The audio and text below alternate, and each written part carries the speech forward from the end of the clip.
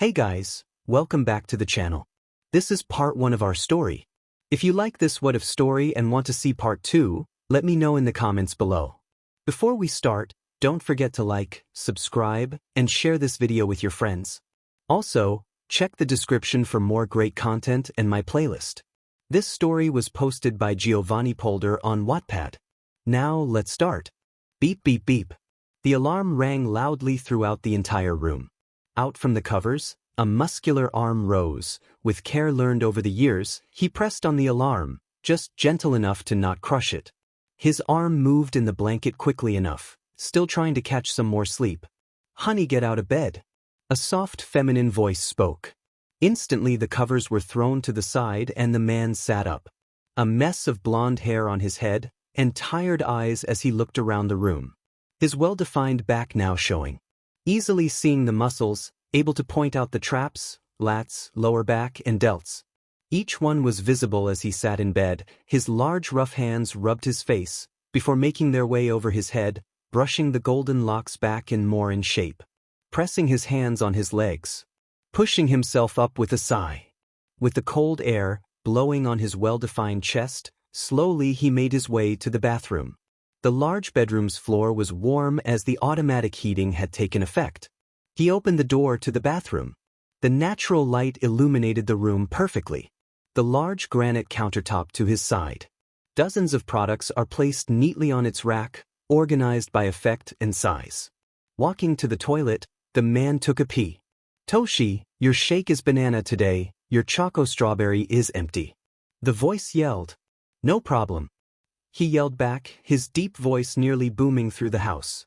The man in question was Toshinori Yagi. He stood at 7 feet and 3 inches tall, 220 centimeters tall. Over 270 kilograms of pure muscles, nearly 600 pounds. He was also known as All Might, the #1 hero of Japan and the symbol of peace. Dropping his underwear and stepping into the shower, he heard the voice again. "In the hamper." Toshi's head ducked down slightly in embarrassment as he softly opened the door, grabbed his underwear, and placed it in. "I already did that. Come on, Angel, what do you think of me?" he said shyly as we now see the woman in the kitchen. She shook her head as she heard the shower turn on. Her hair was a soft yet vibrant green. It reached just to her lower back, neatly combed and taken care of. She looked slim, yet under the skin, layers of muscles hidden, honed through years of hard training, yet hidden due to the enjoyment of her own cooking. She turned around, holding a chopping block as she walked toward the blender on the kitchen island. Her soft hands held it gently, before leaning the block over it and pushing the banana into the blender. "Oops." She turned around, her slim arm lifted as she pointed her middle and pointer fingers at the item, before folding them back into her hand. The jar of peanut butter and spoon were surrounded in a light green ethereal light as they started to float upwards, softly going towards the woman's hand. Grabbing it from the air, she grabbed a large spoonful of peanut butter to add to the shake. The woman was Inko Midoriya, the girlfriend of Toshinori. Standing at a small 160 centimeters, 5 feet and 3 inches. With a soft smile, she made the shake. She herself was a hero. The ranked 30th hero is known as Telegreen. Inko had allowed her heroing to take a back seat as she wanted to pursue a different dream of hers. Toshinori stepped down the stairs. "Hello, honey." He was neatly dressed, just a green pair of cargo briefs with a long-sleeved white shirt on top. "Don't you think you are dressing a little light? It's a far bit away." Inko wondered, worried for her boyfriend. "Don't worry, Inko. I will be all right. If you finish that, you will get the slipper," Inko said with Toshi instantly stopping. She gave him the blender. No point in dirtying cups if he could drink it straight. He always made the same joke if he could, and after hearing it a billion times, she was okay with not hearing it this early. "Well, I have eaten, so you want to go?" Inko nodded. She had already eaten and was ready. Skipping happily into the hallway where she grabbed her coat. A large puffy coat. Finding her phone and keys on the table. "Now then, let's head out." All Might nodded as he threw on his large leather jacket. Holding Inko's hand, both stepped out. The fresh cold hair hit them hard in the face, but both smiled. Hand in hand both walked. Their first stop was a bus station. Of course, It took long for them to be seated. Toshinori was one of the most famous people in Japan. You could run toward a small rural town on a small island that is still classified as Japan. Show his picture and they could tell you exactly who he was. So with some pictures and smiles, both were seated. Journey took but a small 10 minutes before they made it to the subway. With the subway, it was a slightly longer 45-minute ride. It took so long because of who they were. Both 𝐒𝐮𝐬𝐽 and All Might were rich. All Might earned good money as a hero, but with interviews, posters, and figurines, he earned even more purely royalties. 𝐒𝐮𝐽𝐽, just on a smaller scale. Both lived in the fancy area, the high-class neighborhood. The streets were cleaned daily. The trees were trimmed, and heroes patrolled nearly hourly. It was the perfect place, but because of that, it was expensive. Then below that you had the middle area. The largest area, where mostly everyone lived. Your families with an average income. Schools, stores, and the like were all mostly found there. The heroes patrolled, but there was still crime. Some thugs and villains ran around causing trouble nearly every day. But lastly, where 𝐒𝐮𝐽𝐽 and Toshinori were going now. The low-income housing. The crime area, or how some even called it. The lawless area. Crime was a daily occurrence here. Robberies, theft, and murder. Each happened the most here. Barely any heroes patrolled, and the ones that did were most of the time as corrupt as the villains. But it was the cheapest area, thus some people had no choice. In that area, 𝐒𝐮𝐽𝐽 wanted to be safe. That area 𝐒𝐮𝐽𝐽 made it her mission to better. Others had tried, but they always backed out. New rookie heroes, trying to make the world a better place, only to get swallowed up and spit out broken. But 𝐒𝐮𝐽𝐽 was not just some woman. She was her own hero. Are you sure, 𝐒𝐮𝐽𝐽? I think maybe near the other area, it would be smarter. Toshinori said, not wanting to see her here. He believed in 𝐒𝐮𝐽𝐽. She was by far one of the toughest people he had ever met. But he loved her more than life itself. She was his everything, the light that brightened the dark world he came face to face with as a hero. He just didn't want to see her ever hurt. Don't worry, Toshi, I am a hero myself. 𝐒𝐮𝐽𝐽 said with a smile as she kissed his hand. She understood his worries came from a place of love. Oh, this is it, 𝐒𝐮𝐽𝐽 said. The building she had just bought was a small worn-down old restaurant. Graffiti on the walls, hateful slurs, hateful symbols, broken glass over the floor, and windows smashed. It would take a lot of work. Well, let's see if we can look around, Toshinori said. He noticed a large metal container pushed over and pressed against a wall. That's strange, he said as he dragged it out of the way before placing it back on its wheels. But as he moved it, they heard something thud. Seems it wasn't empty, Toshi said with a small smile as he looked around. He noticed BLD on the floor, not as dry as he would like. Ripped fabric. It looked strange, even rotten food thrown and stamped on. But as he looked in the container, he felt his stomach drop. His face went wide with fear as he spoke. His voice filled with worry and urgency. 𝐒𝐮𝐽𝐽, call the hospital, he said quickly. He reached in. 𝐒𝐮𝐽𝐽, already worried, nodded as she grabbed her phone and started dialing, wondering what he saw. But as she saw that he pulled out, she nearly dropped her phone. Inside All Might's hands was a boy. He looked to be only 10 or so years old. Pure skin and bones. His right arm still dripping BLD. It looked mangled, clearly broken and seeming sliced open. His right leg is much the same. Both did not wait for an ambulance to show up. Toshi felt the weight of the boy. He weighed nothing. Covered in filth, and he wasn't sure if this boy was already dead or not. His muscles bulked up, growing in size as each of his muscles became more defined and stronger. He rushed forward, 𝐒𝐮𝐽𝐽 holding onto his back. He rushed at high speeds, nearly bashing through the walls of the nearest hospital. I need a doctor, Toshinori yelled loudly. His form now clearly All Might. As he stood massive, multiple doctors and nurses ran up. Wondering what was wrong, each one at a loss for words as they saw the condition of the boy. Nurse, call trauma response, ready in, or call surgery, tell them ahead. Move, move, move. One of the doctors yelled. He felt the pulse of the boy. It was barely beating. He is alive, but barely. I don't have time to talk right now, the doctors said. 𝐒𝐮𝐽𝐽 and Toshi understood. Toshinori released his form as both nearly dropped in worry. Both could leave, they had brought the kid to safety and could go on about their day, but that was not them, they needed to know. The doctor came back after nearly 30 minutes. "Are you the boy's parents?" he asked. Unsure as he wasn't sure All Might had children, but he had to ask. Anger clear in his voice. "No, we found him in a dumpster, just like that, oh dear." "Well good, he is in surgery right now. Sadly we had to amputate both his arm and leg." The doctor spoke, sadness clear in his voice. "What?" "From what I could see, his arm had been broken and sliced. Most of his arm was already dead by the time he came here. Same for his leg, but I hope we can save some of it." He sounded hopeful. He would rather not see this young boy's leg and arm be completely amputated. "Oh no, the poor baby." Doctor." One of the nurses gave him a file. "Why you don't happen to know who the boy is?" the doctor asked. Both Inko and Toshi shook their heads. "We don't have any information on him.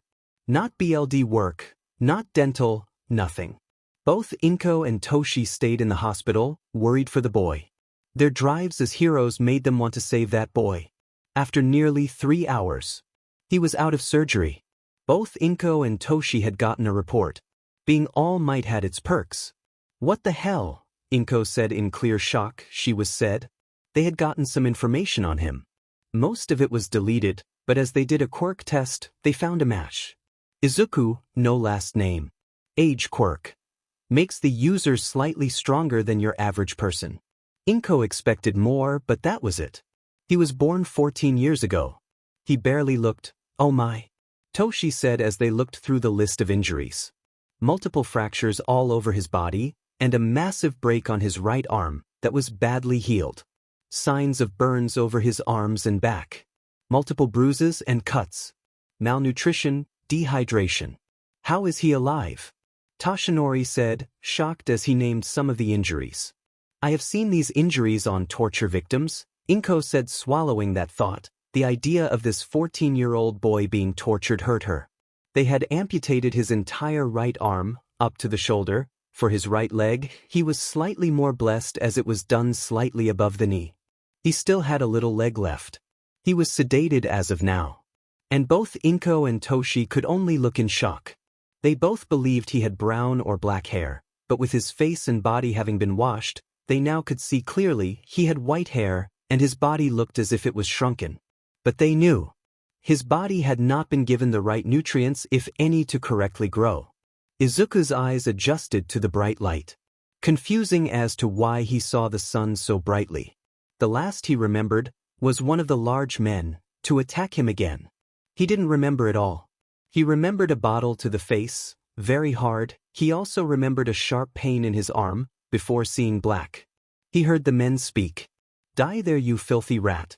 Izuku begged and begged as his tiny weak arms slammed against the metal, but his mind turned blurry and he fainted. Then he saw more light, a blond man, before then seeing more light. As his eyes adjusted, Izuku was in a new room. He looked around fearfully, scared not knowing where he was. He tried moving but his body didn't allow it. He was stuck. "Oh, you're awake," a soft voice said, one that soothed the worry in his head. He looked at the door. He first noticed the large man, Toshi, seeming like a mountain, a monster that tormented him. And then he saw the other one, Nka.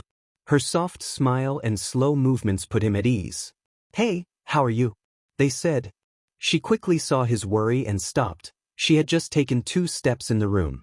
"Hi, I am Inko. Can I come closer?" Izuku shook his head.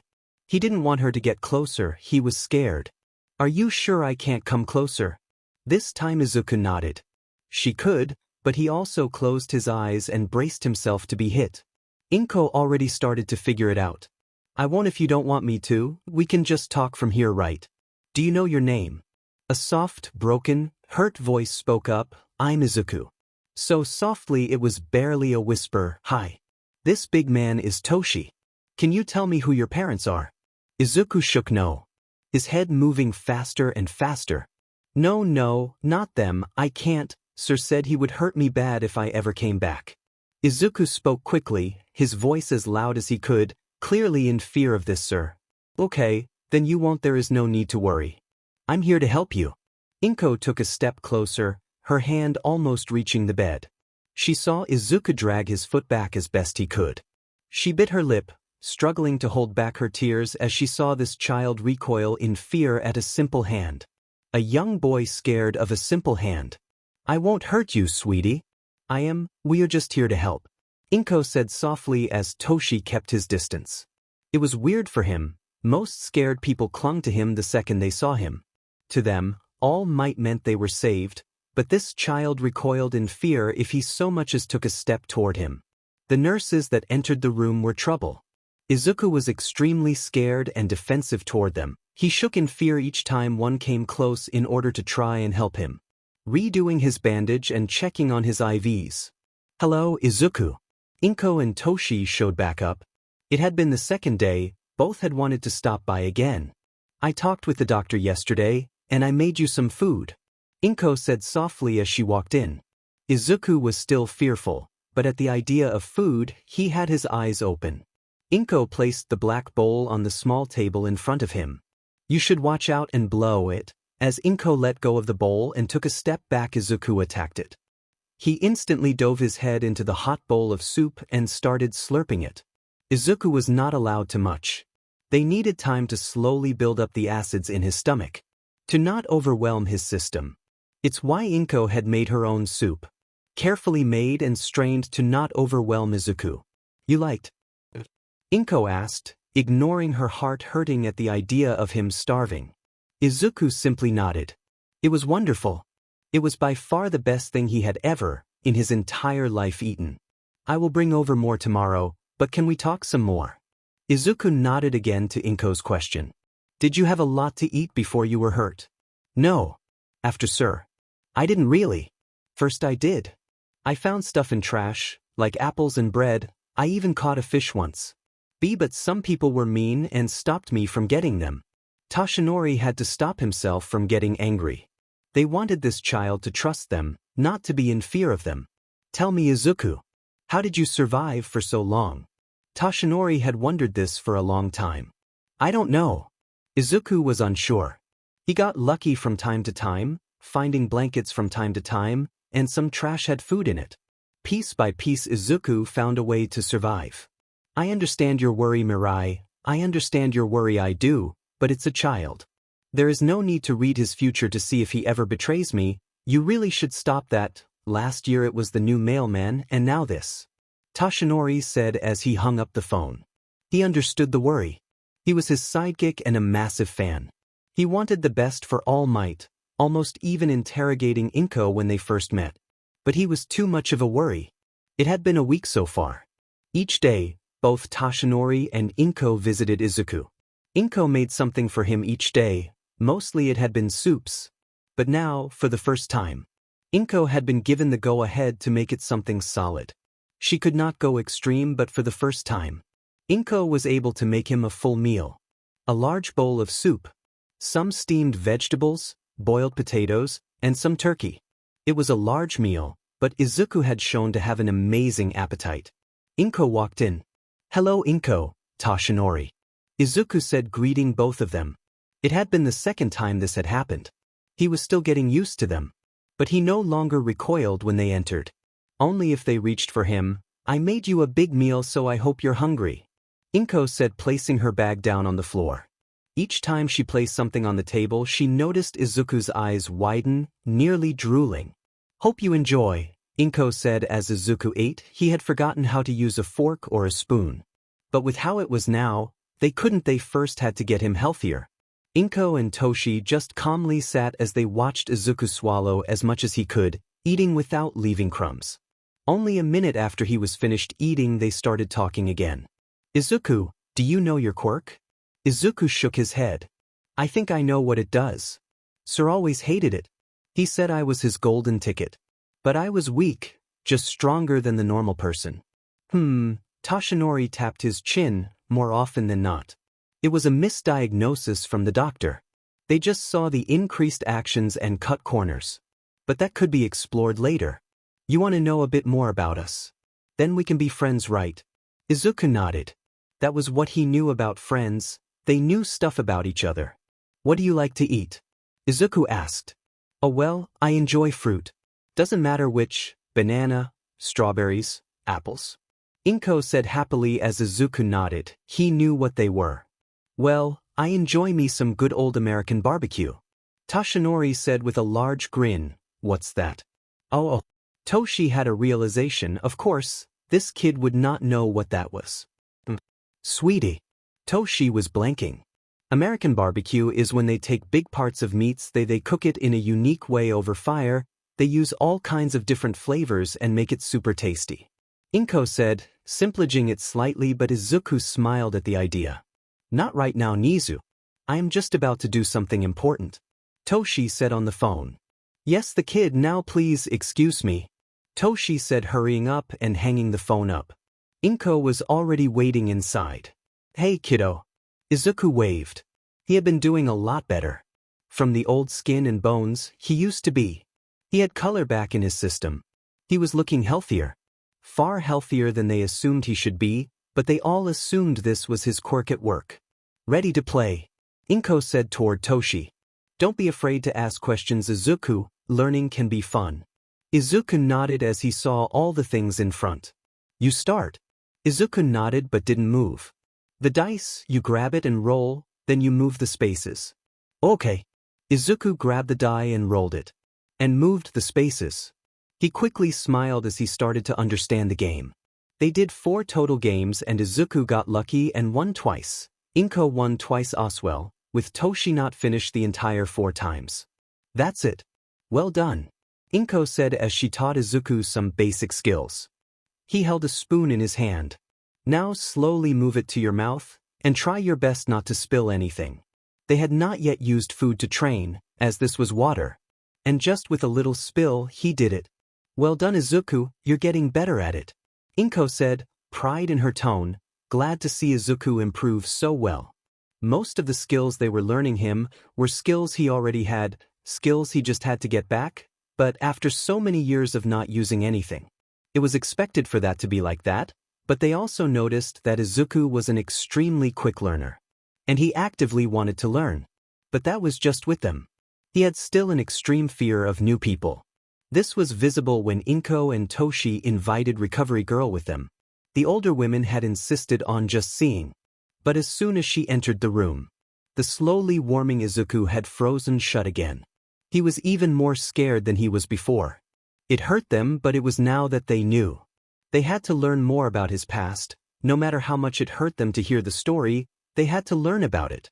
The large man threw Izuku down the porch. The 8-year-old Izuku landed on the stone floor below, landing HRD on his already broken arm, making it look even worse, as 2 spots were bent. Izuku screamed in pain as he lay there. Shut your mouth and go die in the forest like a dog. The large monstrous man yelled as he took a swig from the bottle in his hand.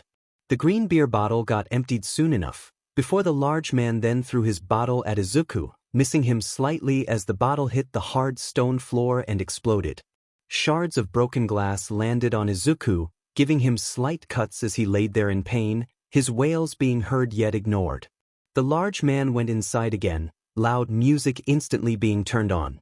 As the sun slowly started disappearing, Izuku stayed on the floor. He dragged himself, with one arm, through the glass shards, cutting his hands, but he made it to the door. Knocking on the door. Please let me back in, I will behave. Izuku said before the door was pulled open again. I told you to FOFF and die. The large man kicked Izuku down the stairs again. Before with a beer can now, throwing it at Izuku again. As Izuku screamed in fear as he made his way to the nearby forest. I don't think I can, sir. Izuku said on the floor. Come on, kiddo, you make your hand dance, and I give you my burger, don't you want it? The teen showed his chamber, half-eaten. Izuku showed his arm, instead of just bending at the elbow. It was also bent in the middle of the forearm and at the wrist. Izuku wiggled his hand slightly, as the group of teenagers laughed. And pointed at it. Here you go, freak. The teen said before throwing the burger in the dirt, but Izuku didn't care. He jumped right at it, eating it quickly, dirt and all while thanking the teens who were laughing as they walked away. Both 𝐒𝐮𝐦𝐴 and Toshi had heard his story. It took multiple weeks. Over a total of 3 months. 𝐮𝐲𝐲𝗘 and Tashinori had heard Izuku's story, each and every bad and horrible moment. They sat through and endured. Just like Izuku had to endure. Both were filled with rage at the end, a need to find and destroy this 𝐒𝐮𝐬𝐴, to find these people and crush them with all their might. To annihilate like none have been destroyed before. But as they sat through all the stories, as they heard all the pain and sorrows, both were sure about what they wanted. Both agreed. Izuku, we have an important question to ask you. 𝐮𝐲𝐲𝗘 said. Izuku got slightly worried. Okay. He was confused, but they had helped him so much, he would answer as well as he could. With how good you have been doing. 𝐮𝐲𝐲𝗘 said that his health was improving and he physically was doing much, much better than they had ever expected. With that, you will be released from the hospital soon enough. And we can't have your life out on the street. 𝐮𝐲𝐲𝗘 said as Izuku's eyes went slightly wider. Normally, you would go back in foster care, to hopefully find yourself a nice family, or until you're old enough to take care of yourself. I can take care of myself, I don't want to go back please. Izuku said, his fear for the mean families and the likes of 𝐒𝐮𝐬𝐴 hurting him again was far larger than the fear and pain of living on the street. It's the foster care. If you would like, you could live with both me and Toshi, 𝐮𝐲𝐲𝗘 said with a soft smile. Wa? Izuku said, unsure if his ears heard it correctly. We could adopt you, then you can live with us and we take care of you. 𝐮𝐲𝐲𝗘 said. You can pick, but both myself and 𝐮𝐲𝐲 would love for you to live with us. Tashinori said, placing a hand on 𝐮𝐲𝐲's shoulder, both nodding as they stood behind this decision fully.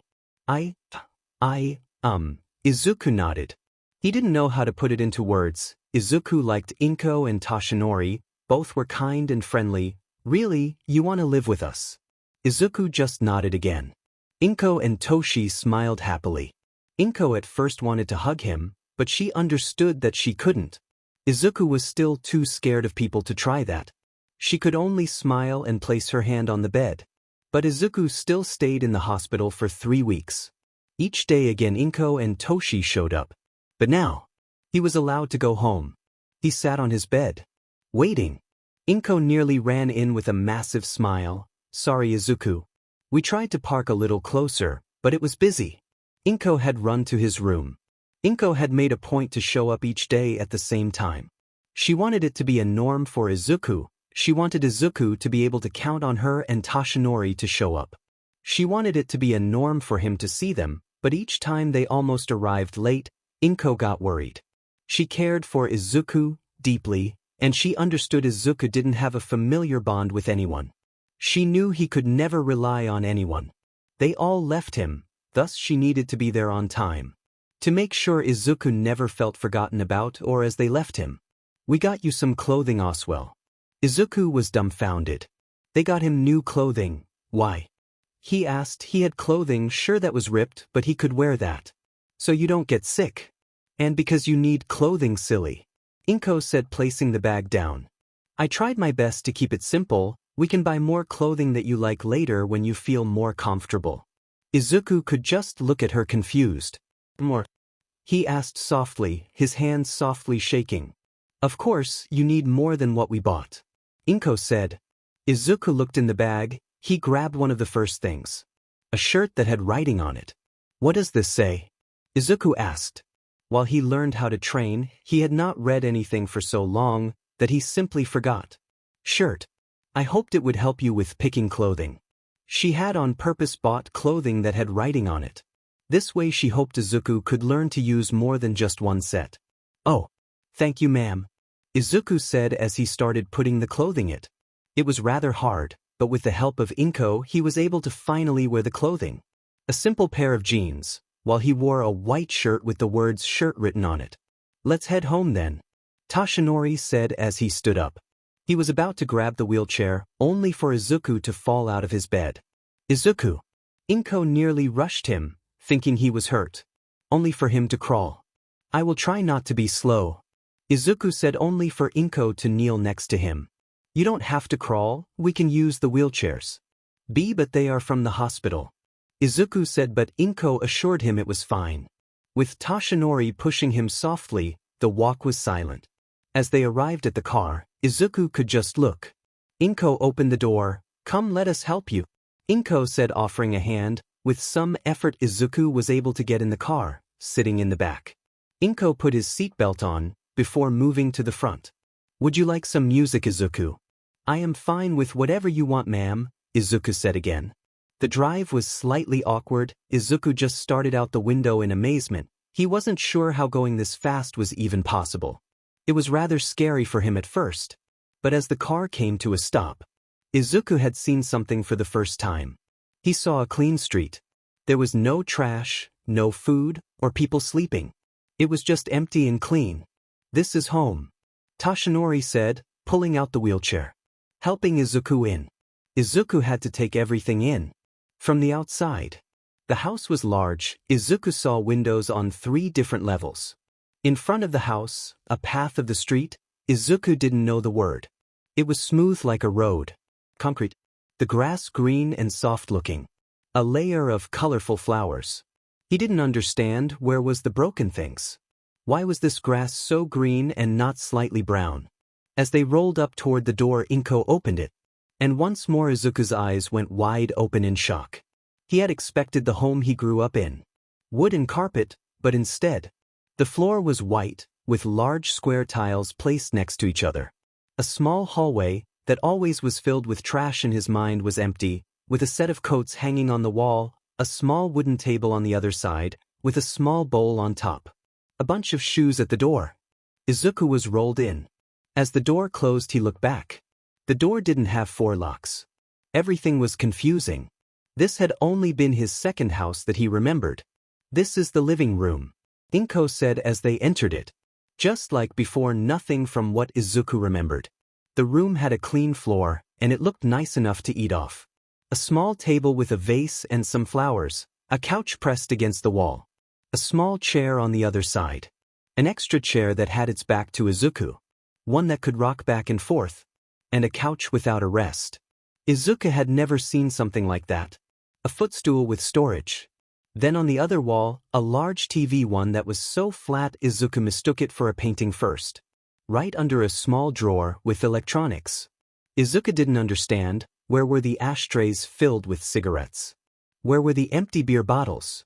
The leftover food. The kitchen.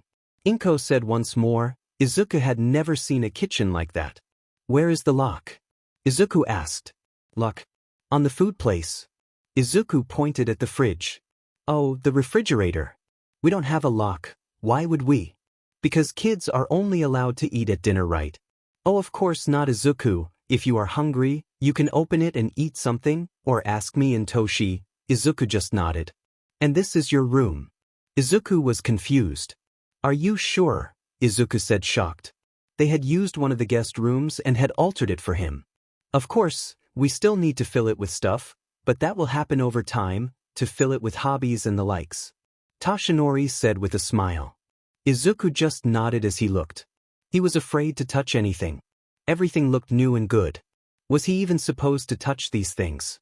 But as 𝐼𝐻𝐾 and Toshi encouraged him, he moved over to the bed. Sitting down on his own bed. "We will be right back. Just relax in your room, okay?" Izuku just nodded. "Izuku, this is 𝐒𝐿. She is a hero and a doctor." "Oh, hello, ma'am," Izuku said, keeping his head low. 𝐒𝐿 was a small woman, standing around the same height as Izuku.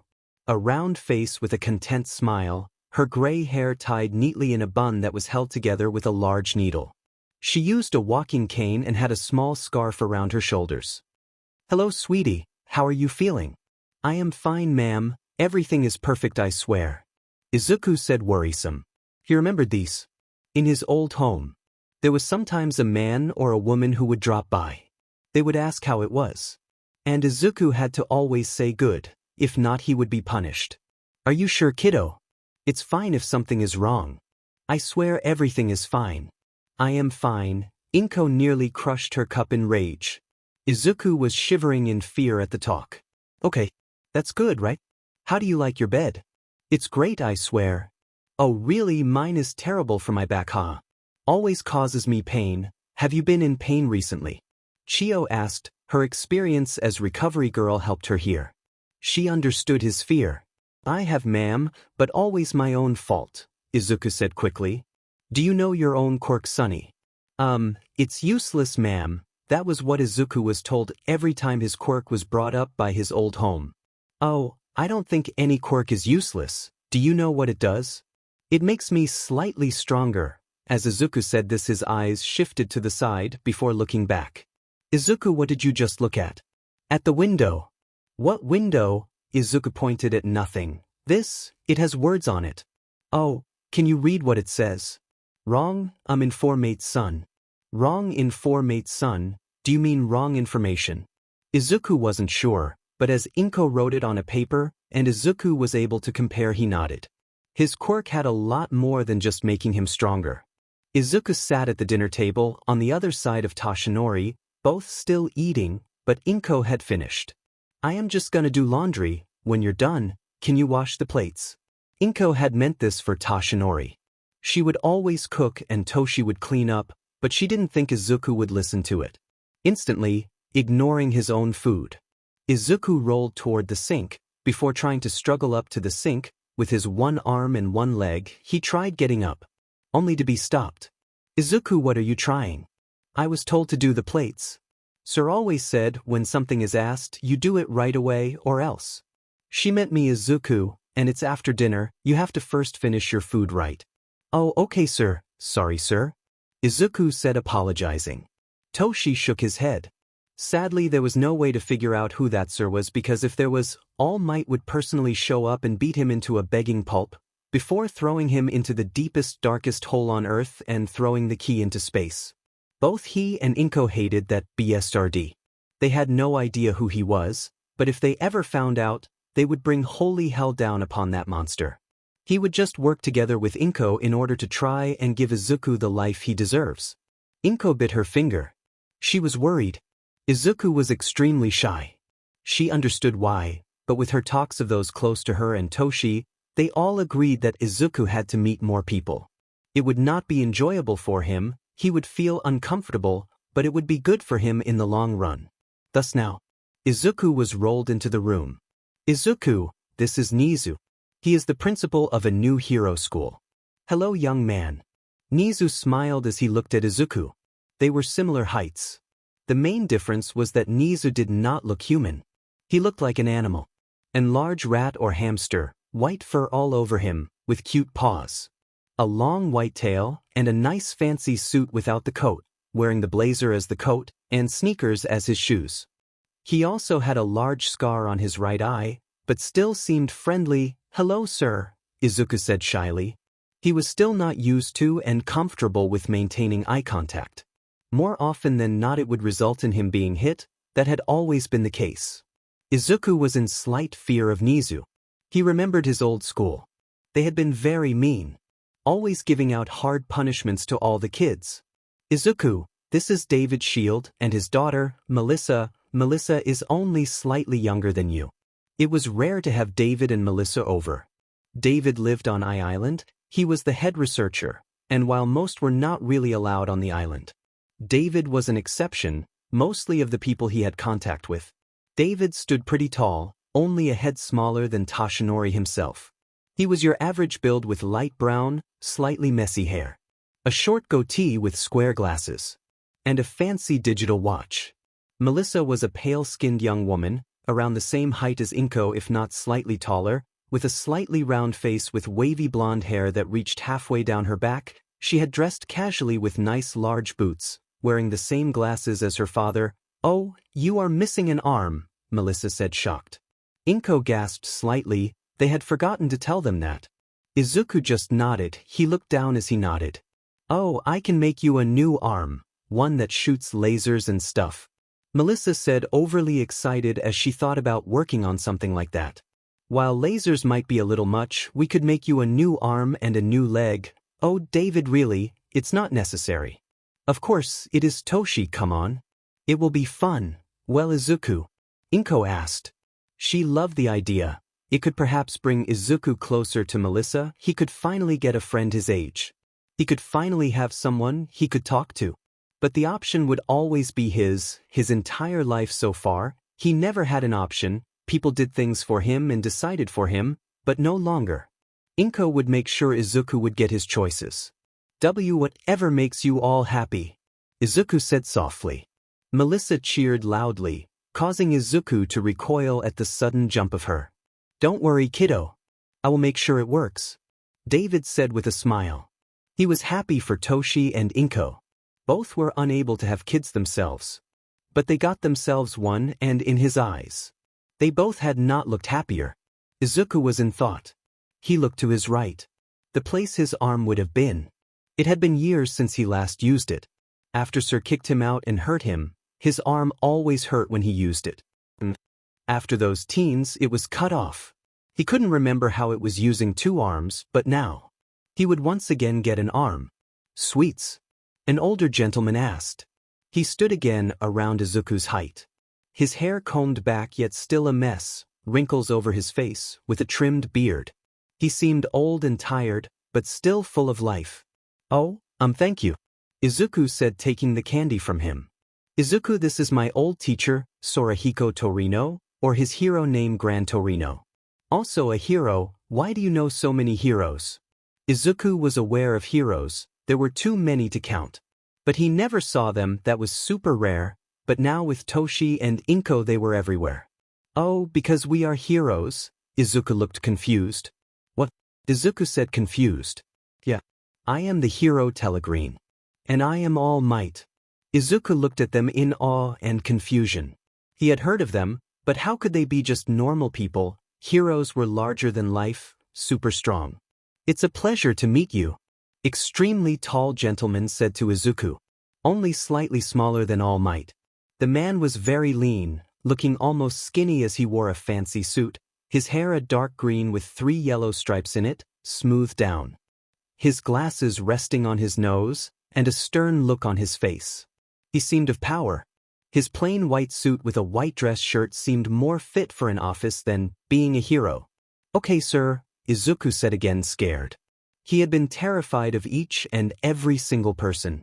But 𝐮𝐻𝐽 and Toshinori had assured him that none of them would do anything bad, they would only help him in the end. They were all friends. But to Izuku, friends meant nothing. It was a word he had heard before, but he never had any. He never knew an example of friendship. But as Sir 𝐼𝐻𝐽 walked away, Izuku let out a breath. Did he scare you? 𝐮𝐻𝐽 asked softly. Izuku gave a soft nod. Okay, then how about he comes by very little until you are used to him? Don't worry, Izuku, he might look scary, but he really is very kind. 𝐮𝐻𝐽 said with a smile as she placed her hand on his leg. It had been 2 months since Izuku had lived with them, and thankfully, 𝐮𝐻𝐽 and Toshi could touch him, without him flinching. Izuku was confused. A new person was shown. It was a young woman, only around 10 years older than Izuku. But she looked like Toshinori's daughter. She stood nearly as tall as Sir 𝐼𝐻𝐽, with long blonde hair and a big build. This is Kathleen Bate. She is a hero in both America and Japan. She is aiming to be the #1 hero in America. Everything about her screamed larger than life, but right now, she sat far away from him, softly on the couch. It's nice to finally meet you. I have heard great things, she said kindly. A smile that radiated kindness, just like 𝐮𝐻𝐽's smile. Izuku nodded. It's nice to meet you too, ma'am. Ma'am. I am too young for that. Just call me Kath, okay? Why is my, I mean Kath. Izuku, would you like to learn? 𝐮𝐻𝐽 asked Izuku. Izuku nodded. 𝐮𝐻𝐽 smiled as she placed her books down. Let's first learn how to read, okay? Wise. Izuku agreed, to whatever she thought was best. Izuku looked at the book. Learn to read, activity book. Now then, she opened the book for him on the first page. Can you tell me what that is? Apple, Izuku said with 𝐮𝐻𝐽 nodding. Yes, correct. Well done, Izuku. She praised him before going toward the next word. Are you sure? Toshinori asked 𝐮𝐻𝐽. Both were lying in bed. I think it might be best. He should start getting to know other people. He has had far too many bad experiences for just us two to make right, and I think when David and Nezu and such came by, it helped him. Well, Kathleen will stay here a bit, so we can ask her if she wants to use the guest room, just so we can have an extra constant in his life. Toshi added. He placed his hand on top of hers. It will all work out, The next day Toshinori called Kathleen over right away. Izuku had still been in his room, which he did most days. They believed he had just slept in, something he had all rights doing. Oh yeah, I won't mind that at all, might even get Izuku to talk to me a little, Kathleen said as Toshinori smiled. Let's see, shall we? Toshinori walked toward his room. It was 9, and Izuku normally stayed until 11, but as he stood at the door and knocked softly, the door already softly swinging open. They had left all doors open, so Izuku would not feel trapped. He could then open any door at all times. They saw him, sitting on the floor with one of the books Inko had got for him. Izuku? Toshinori asked softly. Yet he still startled Izuku. The boy looked up worried. Oh sorry sir, I did not hear you. Do I need to do something? Izuku said, using his one leg and his arm to prop himself up on his bed and place himself in his wheelchair. Not at all, kiddo. I just wanted to ask you something. Toshinori stepped into the room. Thankfully, with the fact, Izuku had been with them for a bit. Izuku had started calming down slightly. No longer in fear of Toshinori or Inko striking him whenever his room was a slight mess. Even now, Sir would have instantly used the belt, or worse on him. He had at least 2 books out on his bed, and his covers were a mess, which was unacceptable before. Toshi crouched a couple of feet in front of the chair. You remember Kathleen, right? Weiss, hello ma'am, I mean Kath, sorry. It's fine Izuku. Kathleen said with a very soft and kind smile. I was wondering, how would you like it if Kathleen stayed with us for a couple of months? Izuku didn't understand these questions. It was something new for him. Why ask me, sir? Because we care, you're still getting used to everything, and maybe you're a little scared of Kathleen. We want you to be happy and safe here, not feel scared. Oh, I am not scared of Kathleen, sir, as she seems nice. Everyone Izuku had met seemed nice. He was still deadly afraid of them, but if Sir wanted it, Izuku could not say no. He was already feeling really useless. He didn't want to become more of a bother. That's nice to hear, Kathleen said as Toshi nodded. By the way, Izuku, why are you reading here? Out in the living room you are able to ask for help. But Sir always said kids were not allowed out their rooms until, what?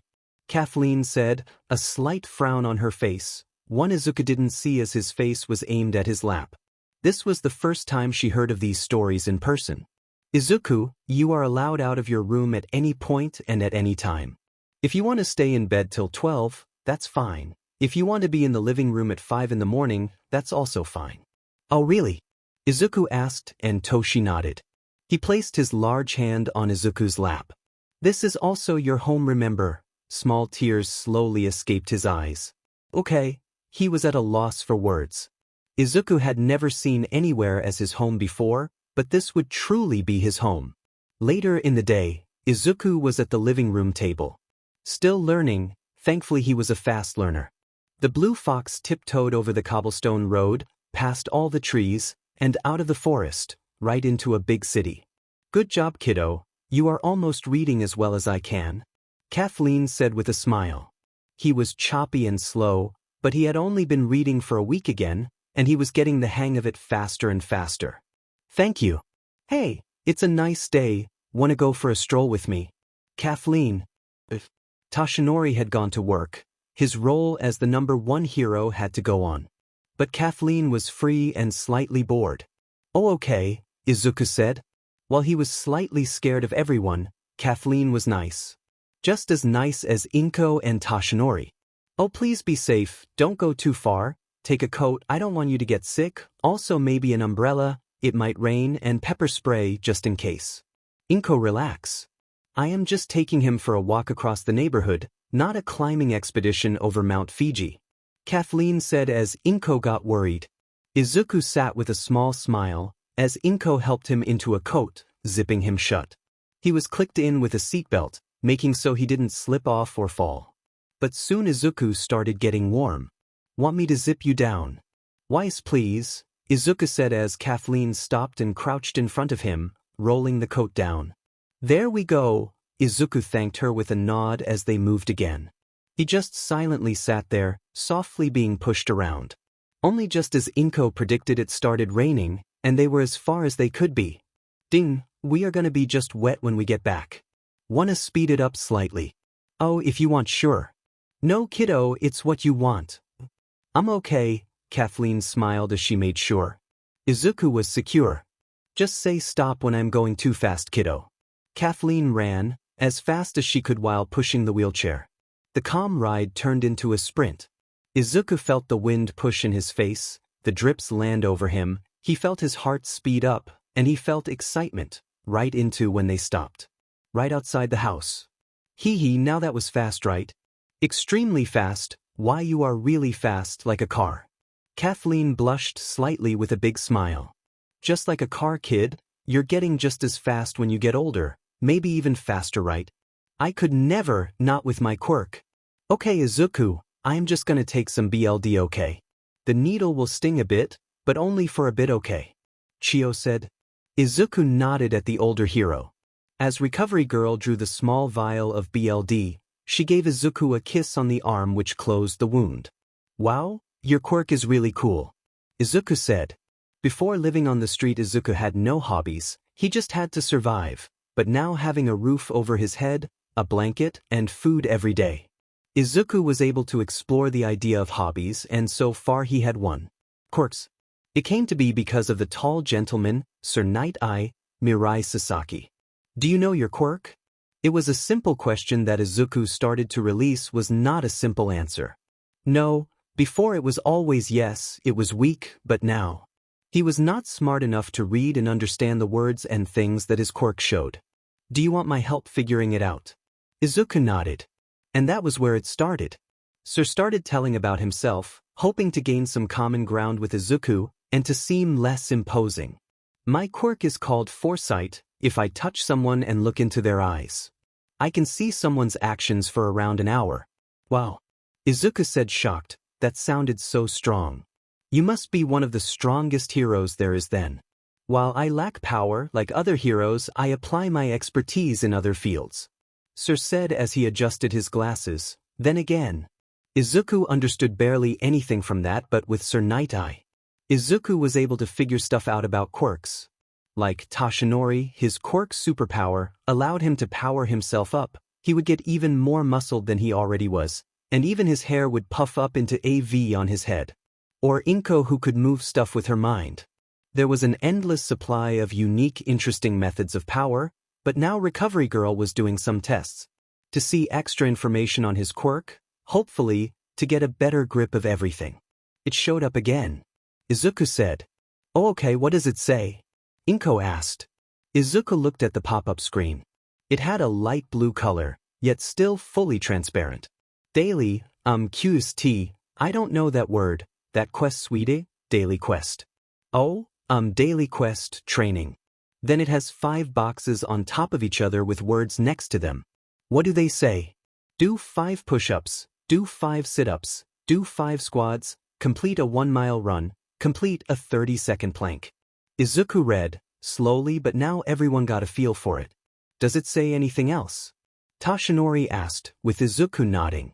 Reward for completion. Inko asked before writing it down. Izuku nodded, that was the word. Reward for completion of the daily quest, 10 EXP, 5 SP, and 250 gold. What the world do you want to try? Izuku nodded. Toshinori grabbed Izuku by the side, hating the fact he could still feel his ribs far too easily. But Toshinori helped Izuku through the mechanics of the exercises. Izuku noted that with each one done, the boxes got ticked off. The hardest by far was the 1-mile walk, but 5 breaks and a slow pace. Izuku completed all of them.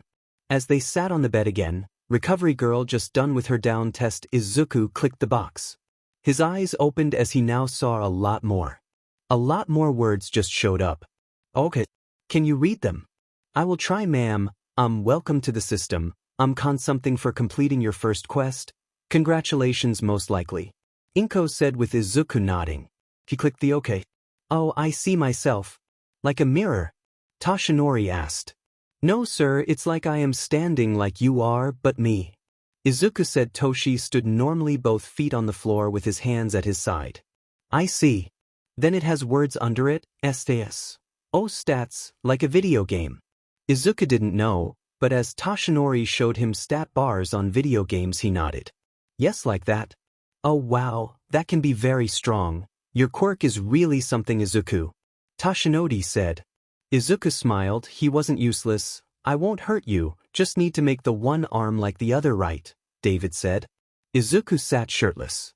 His eyes were shut closed, expecting pain in some shape, but nothing. David had only used a measuring tape to make the correct measurements. His finger length, forearm length, upper arm length, bicep width, palm width, everything he would need, and he all wrote it down. Now that was that. He had already done his leg. That was a lot easier. He would only need a mold of the stump, but that would be later. Now, Izuku, is there anything special you want in your arm? I don't know, sir. Izuku said. Perhaps a light, 𝐒𝐮𝐬𝐸 or lasers, rocket boosters, GPS location, heart rate detector. Melissa said, exiting the kitchen as she ran around. David smiled. Sir, what was that GPS tracker? Izuku said. David smiled. Oh, that GPS stands for Global Positioning System. It just allows you to know where something or someone is at all times, like here. David pulled out his phone. He opened the map. You see, I have a GPS on Melissa. She likes to run away, but this way I can always find her.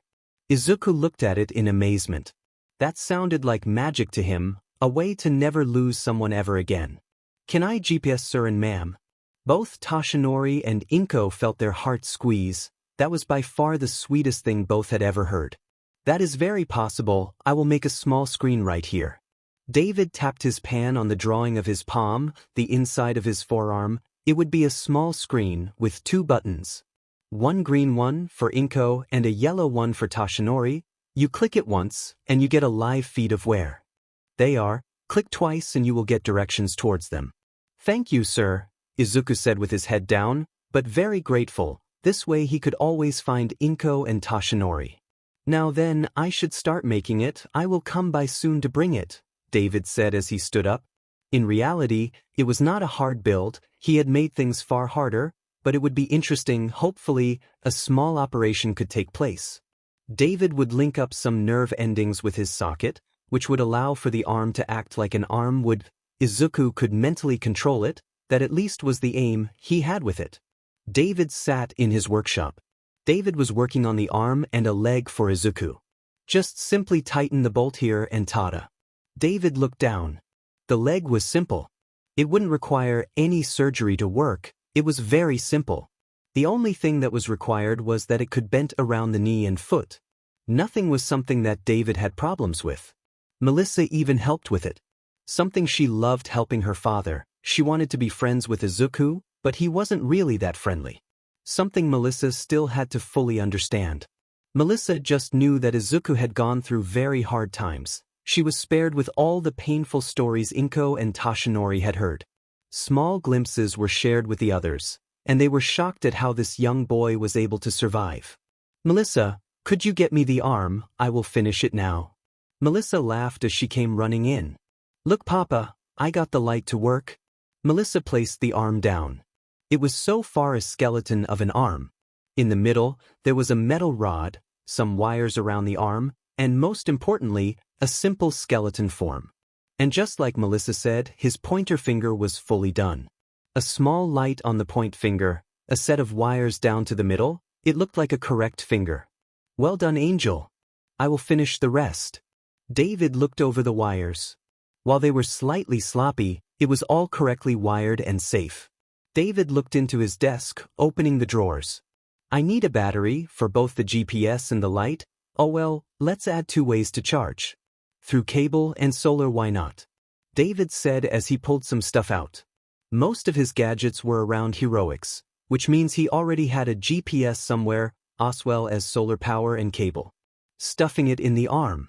The entire top side of the forearm was a solar charger. It was simple, but it did look cool. Then around the elbow. David added the charger cable. Now then to fit the rest. This one took a lot of work. The arm could do a lot. David had to allow Izuku to use each finger, folding and stretching, rotation of the wrist, as well as the forearm, bending of the wrist and elbow. Plus full movement of the shoulder. This was rather difficult. but not the hardest. The finger mobility was by far the hardest aspect. Allowing a machine to pick up the thing's papers or a pen. David worked on it for an entire week. He also had to work on the shoulder part. The part that the arm had to lock into. "Here, look, Izuku," David said with a smile. He placed the arm and leg down on the table in front of him. Izuku could only blink. His brain was processing the information. Was his arm always like that? Izuku couldn't remember how his old arm looked before the breaks. Was it always the same as his other arm? The arm would require surgery. That way, I can link it up with nerves. That way you can move the fingers properly.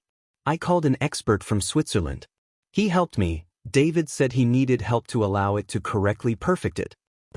Izuku's entire mind was frozen. "Thank you, David, thank you, my friend." Toshinori stood up and he hugged David. "No worries." David smiled as 𝐒𝐮𝐽𝐽 hugged him as well. Izuku was still shocked. This was for him. Someone had gotten him something. "Thank you, sir, thank you very much," Izuku said with his head low. David just smiled. "Happy you like it? Now shall we try your new leg?" Izuku nodded. David stepped back as he allowed 𝐒𝐮𝐽𝐽 to do it. He understood Izuku was far too fearful to be touched by him. "Okay, Izuku, my hands might be slightly cold." Izuku nodded as he closed his eyes tightly. While he understood that the only reason he was alive was because of them, his fear of punishment was still far too real. As 𝐒𝐮𝐽𝐽 rolled Izuku's breathes up, she grabbed the leg and put it in place. Izuku gasped slightly in shock. It was a tight fit. Izuku remembered the fitting. It had been weird. But as 𝐒𝐮𝐽𝐽 let his foot drop softly, Izuku's eyes went open. He felt his leg tap down. "Oh," Izuku said, shocked. 𝐒𝐮𝐽𝐽 offered Izuku a hand. "Wanna stand up?" Izuku nodded, taking his hand in hers. He pushed himself up. He stood slightly out of breath, but he stood. His face had turned into a slight smile. He stood tall on his own feet. "You like it?" Izuku nodded. In his shaky legs, still clutching onto the hand of 𝐒𝐮𝐽𝐽, he brought his leg up, taking the first step he had taken in months. Years even. But as his foot landed, the bottom was too slippery, it slipped out from under him, and he felt. He landed hard on the tile floor, unable to catch himself. As he landed, Izuku didn't make a sound, only the wind that was pushed out from him. 𝐒𝐮𝐽𝐽, Toshinori, Kathleen, and David all rushed over, quickly helping him up, checking him up. "Seems I forgot to add anti-slip, sorry kiddo." "No sir, it was my fault, I just need to walk better, I am sorry." Izuku sounded scared. "Izuku, you did nothing wrong. It was my fault, I will fix it." David smiled. It was normal for Izuku to take the blame. At his old home, when something went wrong, he had to take the blame. And he still had that mentality with 𝐒𝐮𝐽𝐽 and Toshinori. As 𝐒𝐮𝐽𝐽 had placed some hot soup, Izuku instantly drank it. The pain was barely noticeable for him. However, when 𝐒𝐮𝐽𝐽 took a sip, she burned her tongue. With a gasp, Izuku instantly started to apologize. He should have warned her. But they were slowly working on getting that out of him. David moved over to his truck. He had some extra supplies, in case something was wrong. Adding the extra anti-slip. It was simple and quick. Right away Izuku got his foot back. Right off the bat, Izuku tried walking again. Now Toshinori and 𝐒𝐮𝐽𝐽 were right at his side. Each step was slow and calculated. David made sure everything worked fine. Izuku took a week to learn to walk once more. 𝐒𝐮𝐽𝐽 was by his side the entire time. But after that first week, Izuku could walk on his own.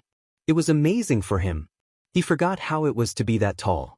He could see everything from above. Now he walked toward a chair. A small smile and was slightly winded as he sat down. "Impressive," Chiyo said, placing a small piece of wrapped candy on the table and sliding it over to Izuku. "Thank you, ma'am," Izuku said. Each time Recovery Girl and Gran Torino showed up, they always gave him candy. "Now kiddo, I will personally do the surgery. I have caught up on all the necessary requirements. As well, I got the chief of surgery to assist me on the operation itself." Izuku was surprised. Why were so many people helping? Now because of the nature of the surgery. It would take a while for the pain to stop. Izuku nodded. "I don't mind that, ma'am," Izuku said. Izuku had been used to pain. It had been a feeling he had felt every day. In that container. His arm hurt every day. Each breeze that moved his arm slightly hurt. It throbbed in pain. Izuku had lived in the pain.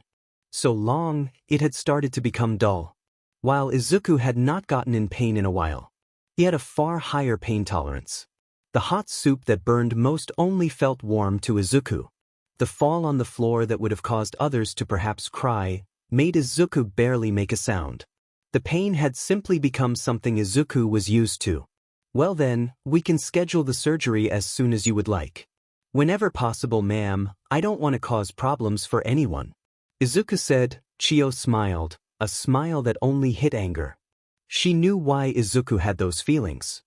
His life so far had made him feel less than worthy of anything. He was not worth the time.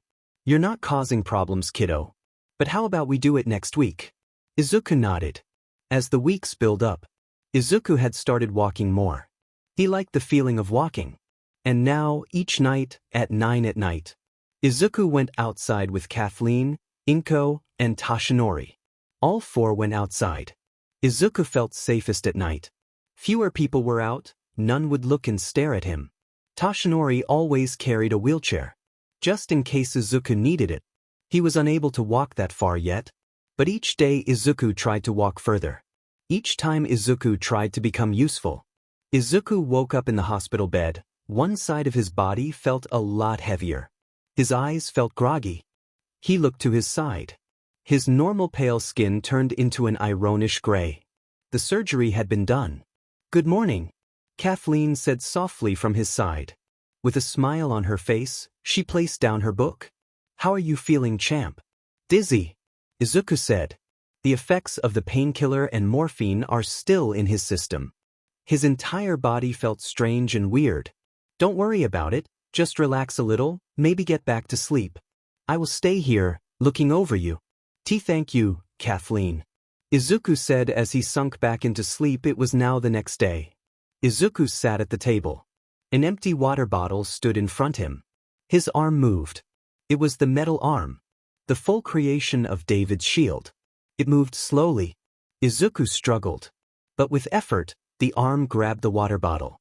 It however squeezed it tightly, blowing the cap of it and crumbling it up, but for the 7 tries Izuku had already done. It had been the first time for Izuku to grab the bottle. Inko jumped up excitedly, cheering happily as Izuku completed the task. "Well done, kiddo," Kathleen said, placing her hand on his head. Something that had been happening recently. With his arm and leg now fixed, Izuku felt more whole. He felt better. Inko, Toshinori, and Kathleen were now able to touch Izuku. Lay a hand on his leg, or softly pat him on the head, or what Kathleen was doing now, messing up Izuku's messy long white hair. "Wanna try a high five?" Toshinori asked with a large smile. "What is a high five?" Izuku asked. Something that Izuku had been doing a lot more. He wanted to understand more and more. "Oh, a high five is a way of celebrating. Look." Toshi offered his arm up, and Kathleen tapped her own hand against it. "Just stretch out your hand." Izuku nodded. His tongue sticking out as he bit down on it slightly. Fully focusing his effort on opening his hand fully. Before then pushing his fingers together. Like this. "Yeah, now raise your arm." Izuku nodded. His tongue was still out. As his arm rose. Just when it was high enough. Izuku looked with amazement when Toshinori tapped it softly. "Awesome job." Izuku smiled happily. He moved his arm over to Inko, who with a happy smile gave Izuku a high five as well. Just as Kathleen. Izuku was overjoyed. He was able to do stuff now. Over the couple weeks Izuku started to work on his limbs. Using the treadmill, Inko and Toshi had. Walking softly, trying to hit the mile mark every day at least. Something that was a lot harder than Izuku first assumed. And with his arm, he was still trying to learn basic motor skills. Such as picking up pencils, holding a cup, grabbing paper, and holding utensils. Moving food from one place to the other. By the end of the second week, Izuku was able to move a spoon from the plate to his mouth. While the spoon started with food on it, it fell off the spoon on the journey. Something Izuku wasn't a fan of, But the same day, Izuku was able to at least have one spoonful of food. Something that was celebrated happily. Izuku sat up in bed. A deep breath in from the nose and out the mouth. Moving out of bed, he grabbed his leg from the side, plugging it in. Removing the charger from his arm. Moving the fingers back and forth. It had been nearly 2 months since Izuku had his arm. And nearly 10 months that he had met Toshinori and Inko. Putting the leg on. Izuku got out of bed. Looking at the night still around his windows. It was 5 in the morning, everyone was of course still asleep, but not Izuku. He walked over toward his desk. A smile on his face as he saw all the things he was given. Pulling open one of his drawers. He pulled out a book. Turning the small desk light on. Izuku started reading the book. While everyone praised Izuku's accomplishments, Izuku felt that he still had to be better. He needed to somehow improve everything. Thus he studied as much as he could. Each morning reading for nearly 3 hours. Increasing in more difficult books as he progressed. A dictionary lay next to him. He used it more than anything else. A drive to understand more. Each time a word caused him to stumble, Izuku looked it up. The meaning and how to pronounce it. While normally Izuku could easily multiple chapters, today Izuku was nervous. They would go for a walk today. A mile walk. Outside in the sun. It was something Izuku was nervous about. He did not want to be bullied, he did not want to see those that hurt him before. But all 3 of those he lived one assured him, nothing would happen. They would all be there and protect him if he needed it. It made him feel safer. Around 8 Izuku heard a soft knock. The sound first made him flinch, it always did. Yes. Hey, good morning, I am starting breakfast, any request? Izuku shook his head. Inko's cooking was always good. Inko merely nodded as she went to the kitchen. Izuku took a deep breath. He didn't understand why he was still scared. Back when he lived on the street, Izuku heard all sorts of loud sounds. Guns being fired, cars speeding by. People screaming. Even those who bullied him. All those loud sounds did nothing against Izuku. Barely reacting to those loud sounds, yet the soft knock. The sudden whisper. Those were the sounds Izuku somehow feared. Izuku didn't like it. Izuku didn't like that each time Inko raised her arms, his body actively flinched. He knew she was not going to hurt him. So why? Why did his body do things without him wanting it? Don't worry, Izuku. Inko said softly, offering her hand to make Izuku feel safer, but he shook his head. I need to be able to do things myself. I don't want to remain a burden forever. You are a blessing, Izuku, not a burden. Indeed, remember, even the strongest of people sometimes need help. It's okay to ask. Toshinori added to Inko's words. But they still respected Izuku's decision. However, Izuku quickly realized how terrifying the outside world was. Izuku tried to not focus on it, but he couldn't. Each person seemed to stare at him, their eyes burning his skin as their focus remained on purely him. With each step he took, there were more eyes on him. But he pushed forward. His eyes are down at the ground. Trying his best to focus on each step, Kathleen in front of him. Deciding the path they would take. We are about half a mile away, so let's head back. Want to take a breather first, Izuku? Izuku nodded. While he could walk the mile alone at home on the treadmill, with the eyes on him, the added weight caused him to struggle. Izuku looks up. Inko said. Izuku did. Instantly the weight he felt was gone. He blinked. His mind was unsure. Nobody was there. The millions of eyes he felt upon him were nowhere to be seen. It had been all in his mind. Where are those that were staring? Nobody has looked. Inko pointed. A woman with a small dog walked around the corner. Her face was on her phone as her dog peed on the pole. Not even noticing Izuku's or the group's existence. You are not some freak as they all made you out to be.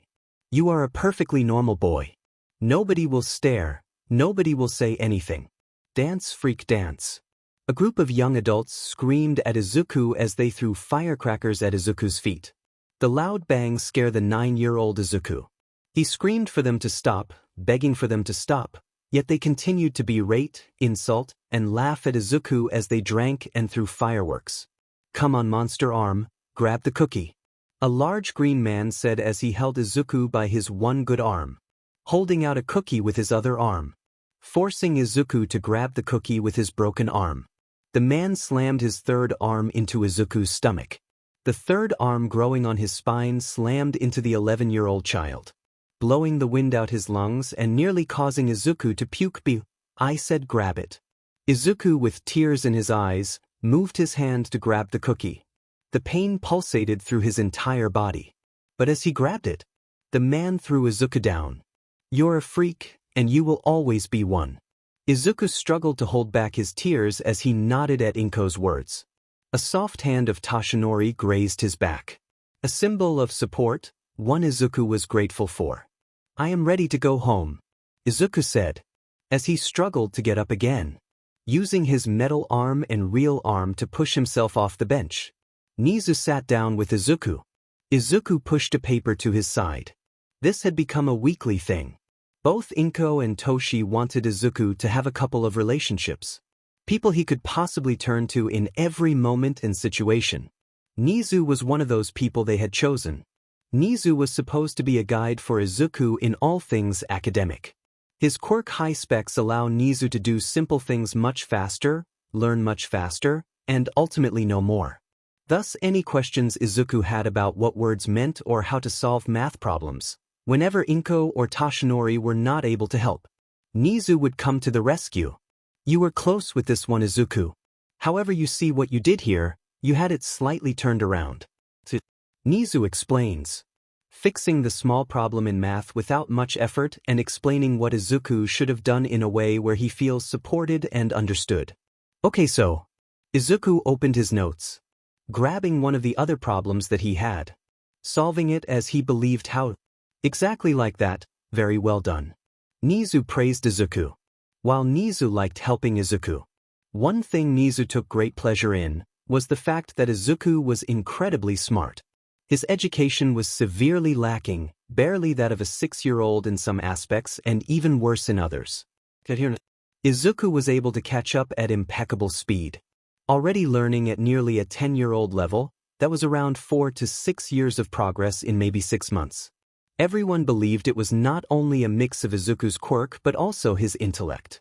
Izuku did almost everything at an accelerated speed.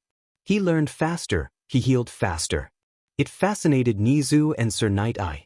Both knew Izuku's quirk acted like a game system as of now. Izuku has gotten quests, most of the time it was his one daily quest, but from time to time, Izuku had a random quest pop up. Izuku tried his best to complete the quest to the best of his abilities. However, some Izuku flat out refused. He had gotten a quest to be out in public sometimes, one that he was always refusing. No matter the reward, Izuku's fear would not allow him to partake in such actions as of yet. He, however, also sometimes got quests to spend time with people, those he liked, even when they brought him to awkward moments. Like right now. His quest to spend time with Toshinori at the gym. Izuku knew the word, but he had never seen one. But Toshinori explained it. A busy location, where people come to work out and mind their own business. A place where it does not matter who you are, as everyone focuses on themselves and they try and treat everyone with respect. Izuku was in fear the first time. There were dozens of people. Yet as he looked around, none of them looked at him.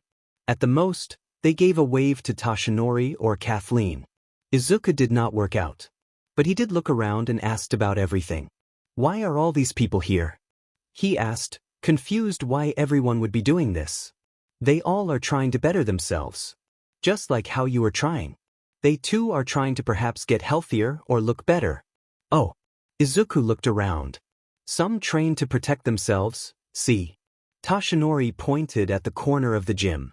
It was a matted area, multiple poles with sticks stood against the wall, large bags hung from chains. Protect themselves? Izuku had no idea how they did that. You see, most fights are simple. If you fight someone that is stronger, you can lose. This Izuku knew. He had tried fighting back before. But he never won, they were always stronger than him. But with the right training, you can win against those. You win by using something called martial arts. Izuku was amazed. Can just anyone learn it? Toshinori nodded. Indeed, everyone has the right and ability to learn martial arts. Not many do, as it takes dedication and effort. Sir, I want to go that. You want to learn martial arts? Toshinori asked. While he was not against it, it was not a question he had expected. And get stronger. I don't like being weak. Izuku spoke calmly. It made sense to him. The gym got people stronger. Martial arts got people safer. He wanted to feel safe, he wanted to never feel like he used to feel. He never wanted to be scared again. To be against someone that could do whatever they wanted to you because you were simply too weak to fight back. All right then, my boy. Let's get you nice and in shape then. Izuku smiled happily, grateful to Toshinori and Kathleen for helping him once more. Training started slow. Toshinori started him off at home. A safe haven, a place where Izuku could work on the basics without the eyes of anyone new to him. Izuku knew the end goal. To at least complete a full workout completely at the gym. But that was for later, far later. With the guidance of Inko, Kathleen, and Toshinori, Izuku started learning how to properly do each exercise. This added to his daily quest. Allowed Izuku growth. Growth he himself had not expected. But as Izuku got comfortable with his workout, Kathleen took him to the gym. His first workout in a public setting. He had hidden himself slightly, wearing a large hoodie, as well as long sweatpants. His metal arm and leg are completely hidden from sight, allowing him to look normal. With Kathleen by his side, Izuku was able to complete his full day. He started it with his mile walk. Kathleen on his side. The only slightly older woman laughing and joking with him. In those moments of need as Izuku felt eyes on himself, Kathleen brought the attention to herself. An act Izuku was grateful for. After his mile walk, Izuku went to his first machine. The bicep curl. His metal arm moved with ease and grace, remaining in perfect form, yet his real arm struggled and fought to complete the set. Yet, Izuku did not give up. Sitting through and completing every single workout that was planned. Without getting dressed in new clothing, Izuku nearly fled.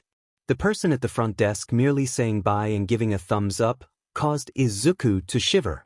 This caused Izuku to dip his head low and walk slightly faster, nearly rushing toward the car and hiding in the seat. Yet he did it. He set out and completed his goal. One that turned into a quest, and one that rewarded him with his first ever level up. A level up, huh? Sir Knight, I said, tapping his chin. Izuku told Kathleen on the ride home. Inko and Toshinori were told right after. Both to get help, requested Sir Knight I and Nezu to visit. Both came quickly. What do you see? Please run through it once more. Nezu asked. Yes, sir. Izuku looked at the screen in front of him. It's a block. I see myself, standing normally. Below me I see a small bar with the text remaining points. 4 points. Below that I see multiple words, health, 100% ability point, 50 strength, 5 dexterity, 6 constitution, 20 intelligence, 16 wisdom, 7 charisma, 5. That is interesting. Nezu said, writing it down. I also have an Those things are on the computer. To have multiple screens open. Oh, you have a tab? Please tap that. Sir Knight, I asked. Izuku nodded as he moved his hand. Okay, I moved to the side, the edge. But now I am in underwear. Next to me. There are a lot of empty boxes. And something at the top. Inventory. I see you have a storage system, Oswell. That is wonderful news. Izuku, please try and place this pen there. Nezu gave him his pen. A simple metallic pen, one that looked fancy. Izuku nodded as he grabbed it. Moving the pen to one of the slots, took one space. Everyone just saw Izuku move it, before in a bluish mist, it vanished. What do you see now? Inko wondered. I now see the pen. If I look at it, it says words. Okay, tell us if you can. Nezu's dark oak, gold ballpoint pen. I also see the words, see more. It's like those blue lines on computers. Click it then. Yes, ma'am. Izuku moved his arm, clicking the line, and a whole new tab showed up. This pen was given to Nezu more than 30 years ago by Nana Shimura. It was a birthday gift, one he cherished for ages. This got everyone shocked. That was information Izuku had no right to know. Izuku had no way of knowing that name. Or that factor. Oh my, your quirk? Your quirk is something special. 𝗧𝗟𝗘 said with a small smile. Izuku grabbed the pen out once more. It appears out of the blue mist. Here you go, sir. Nezu smiled as he took it. Thank you, Izuku. I believe it might be best to save your points. This way you can see how the stats are altered over time as well. 𝗧𝗟𝗘 said. It depends on what Izuku wants to do in his life. Spending stuff, happy 1 year, 𝗏𝐻𝐾 said softly as she stepped into the room. It was late at night. 𝗏𝐾, however, was overexcited. It had been 1 year exactly. It was 00. 𝗏𝐾 could not wait, but Izuku had been deep asleep. His arm, next to him, charging up. His leg leaning on his nightstand. He turned around, still asleep. 5 more minutes, Mom. 𝗏𝐾 fell silent. She closed the door quickly. Running away. She ran through the house, holding her mouth shut as her hands covered her face. She ran into the garden, where Toshi sat on the porch with Kathleen. She scrolled through her phone. 𝗏𝐾 dropped to her knees. Now dropping her hands, tears started rushing out, covering both Toshinori and Kathleen in water, drenching them both, as they struggled to get their hands in front of them to protect them from the barrage of water. Izuku, she cried. This got both to worry.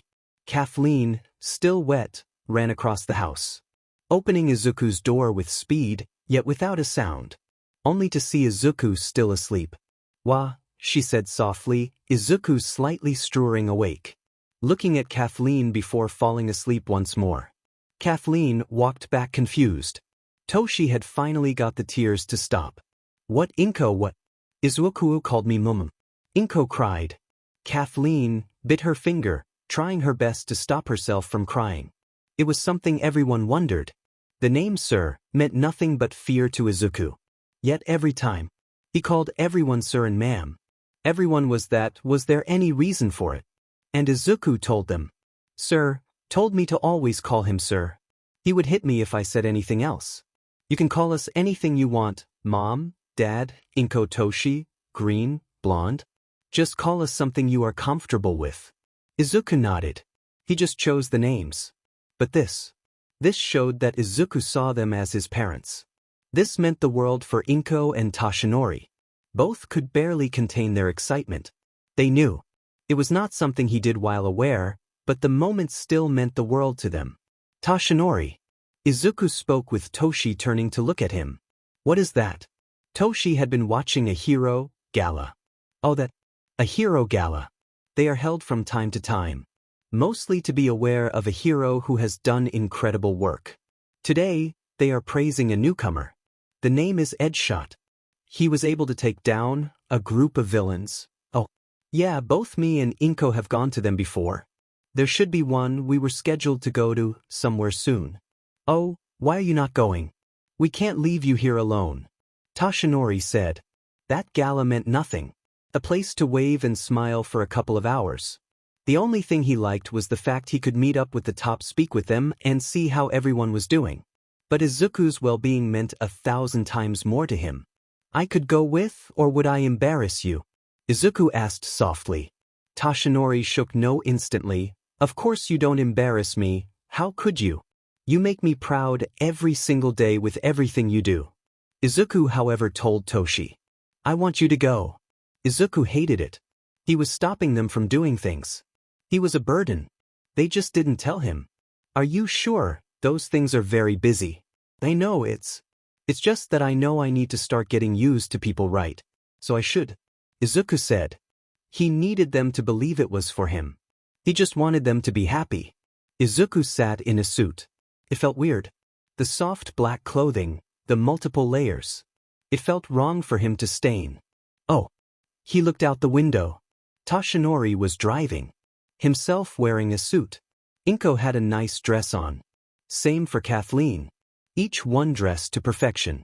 Driving toward the gala. Most times a limousine would have been sent, however, Toshinori knew this would be better for Izuku. Toshi parked a little away. Each one stepped out. Standing out in the open, and seeing everything, dozens of people looking at the door. Pictures, lights, the spotlight, thousands of eyes. This was more than Izuku ever believed possible. His hand moved, grabbing Tashinori. His small hands, grabbing the massive claw that was Tashinori's hand. "See, can we please go home?" "Okay." Instantly they agreed, going right back in the car. It was not even a question. Izuku meant 1,000,000 times more than that gala could ever mean. Izuku sat in the car, trying to take as little space as possible. His head down, tears slowly pouring out his eyes. I am sorry, Nonsense, you have nothing to feel sorry for. Izuku needed to know. You should feel proud. The fact you endured all that for so long. And we can always, later in the future, try again, right? Izuku nodded.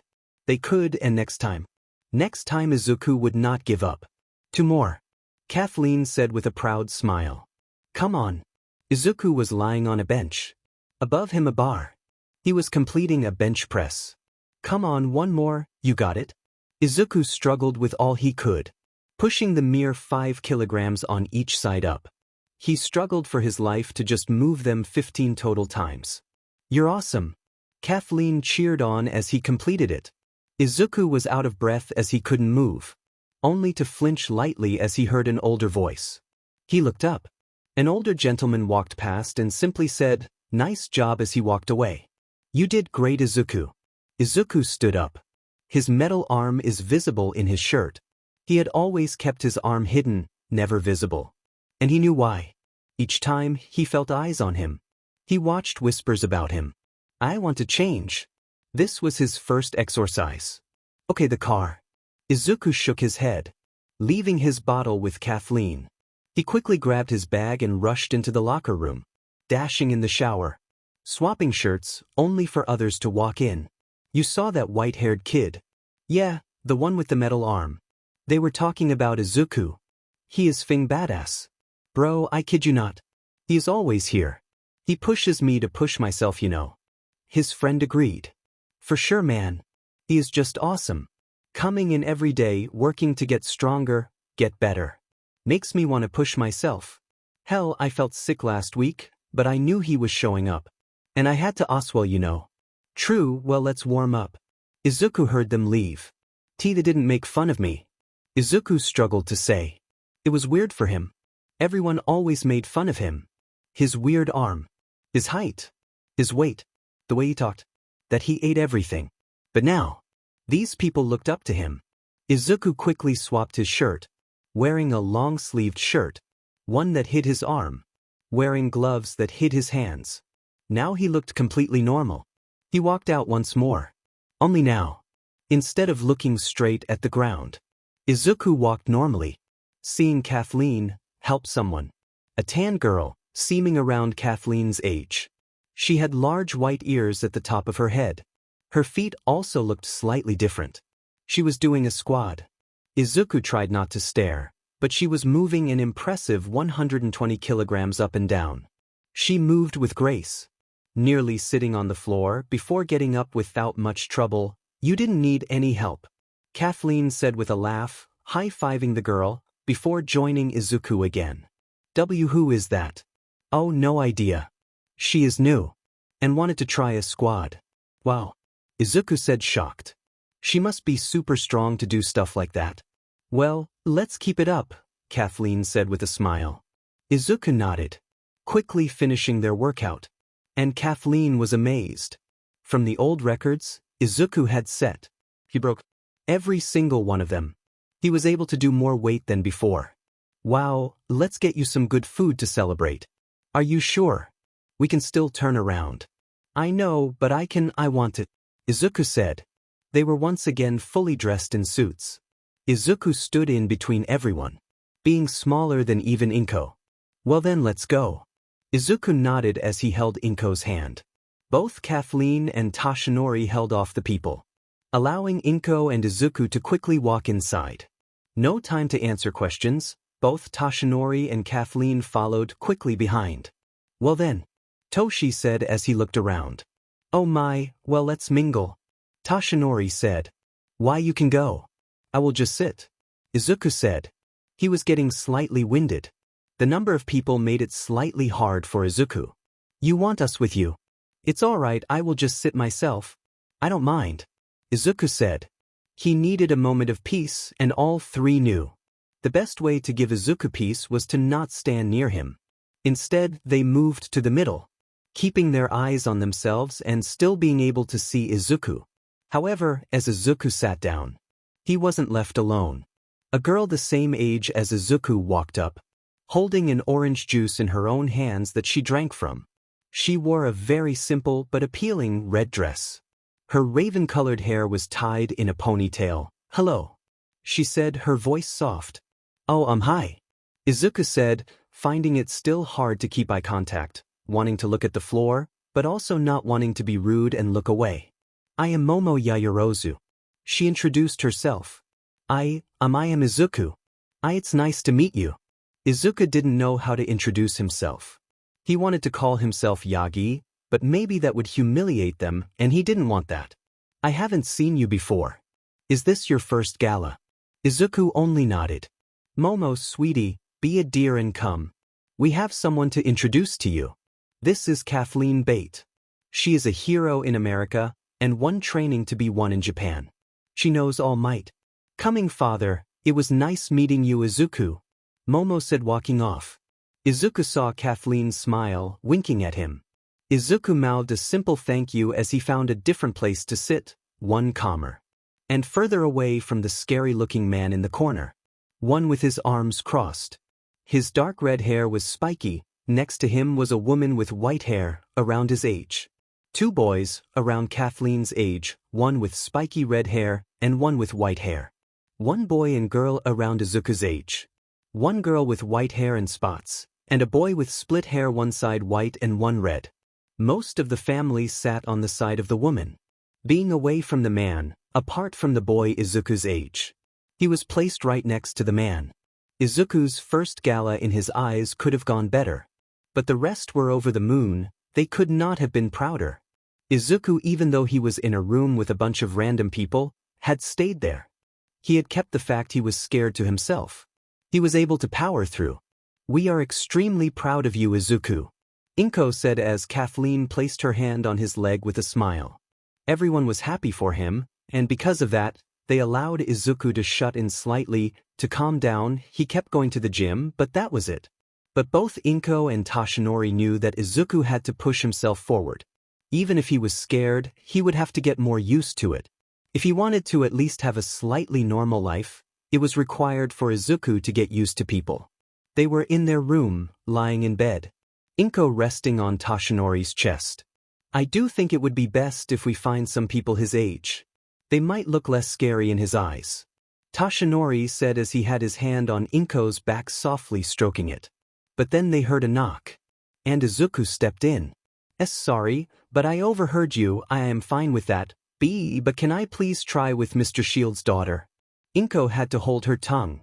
She would choke up if she started talking. Izuku knew Melissa's name but had no idea how to call her. He was scared to even use her first name without permission. "You want to try with Melissa?" Toshinori asked. Izuku simply nodded. He was scared, but he knew if they believed it was best, he would try. Izuku trusted and believed in Inko and Toshinori. He was only alive because of them. His life was theirs. If they were to say Izuku would have to end it, he would instantly. If Izuku was no longer allowed to walk, he would crawl for the rest of his life. They were the most important people in Izuku's entire existence. And he would listen to them without complaint, without question. "If you want to get closer to Melissa, we are fully behind that, believe me. I do think it would help you, but how about the first couple of times we have 𝐒𝐿 there?" Izuku just nodded. "Why, sir, sorry for disturbing you." "You didn't, Izuku. You can always come to talk with us. You can always come toward us if you just want to." Izuku just nodded as he walked out.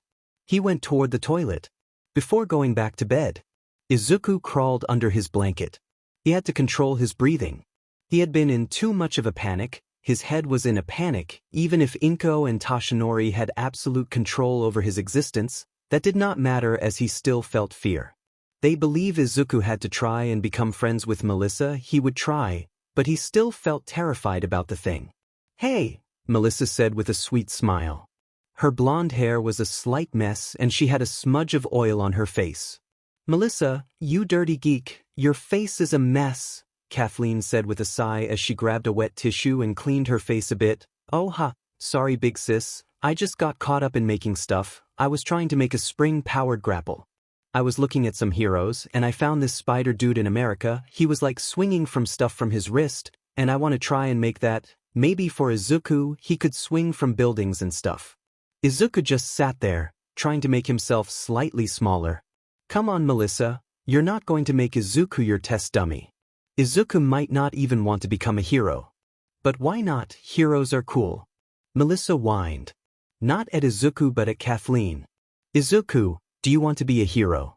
Izuku just shrugged. I don't know. Should I? Kathleen shook her head. If you don't want to, that is fine. Why do you like heroes, miss? Oh, call me Melissa, silly. We are like a family, right? Oh, I'm okay, Melissa, Izuku said, a small confused look on his face. Was he family? Did he finally have a family? Should he start calling Inko and Toshinori mom and dad? But I like heroes cause of what they do. They use their quirks to save others. They help others to make everyone happy. This Izuku had no idea of. Those were not the heroes he knew. Heroes he was aware were just as mean as most other people. They bullied him just as much. The only people he could call heroes were those who gave him food or water without hurting him. Kathleen is a hero.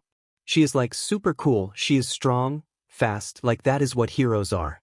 Come on now, Melissa. Not all heroes are like that. Why is that, Kathleen? Why, well, because everyone is different. Look at Toshi, right? He is by far the strongest hero. He has extreme power, speed, and presence. That is just not something everyone can do. Some like Inko are heroes who work well with their quirks and just use skill to save others. Recovery Girl is a hero who never fights. She simply saves others. Oh, so you can do lots of things as a hero. Exactly. Melissa kept talking about heroes. There had been something that was able to be shared by both. Izuku had an interest in quirks. Heroes used their quirks to often fight or save. Both had found something they had in common. There is this hero that loved using a net gun. Oh, why? Izuku asked. He had a rough idea of what a net gun was. Well, Quick can control metal spheres. He can make nearly 600 of them at a time. He uses that to control to move the net and catch people. Oh wow, that is interesting. I wonder if he somehow uses the iron in his own body with BLD to control it, which could allow him to easily use it. I wonder if line of sight would block it off, or if perhaps there is a strength limit. I assume he trained it immensely to still be able to pin others down. Izuku said, guessing what the quirk could do.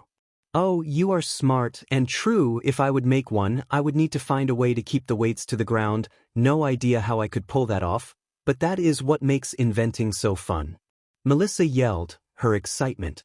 I like you, Izuku. You are slightly weird, but still fun.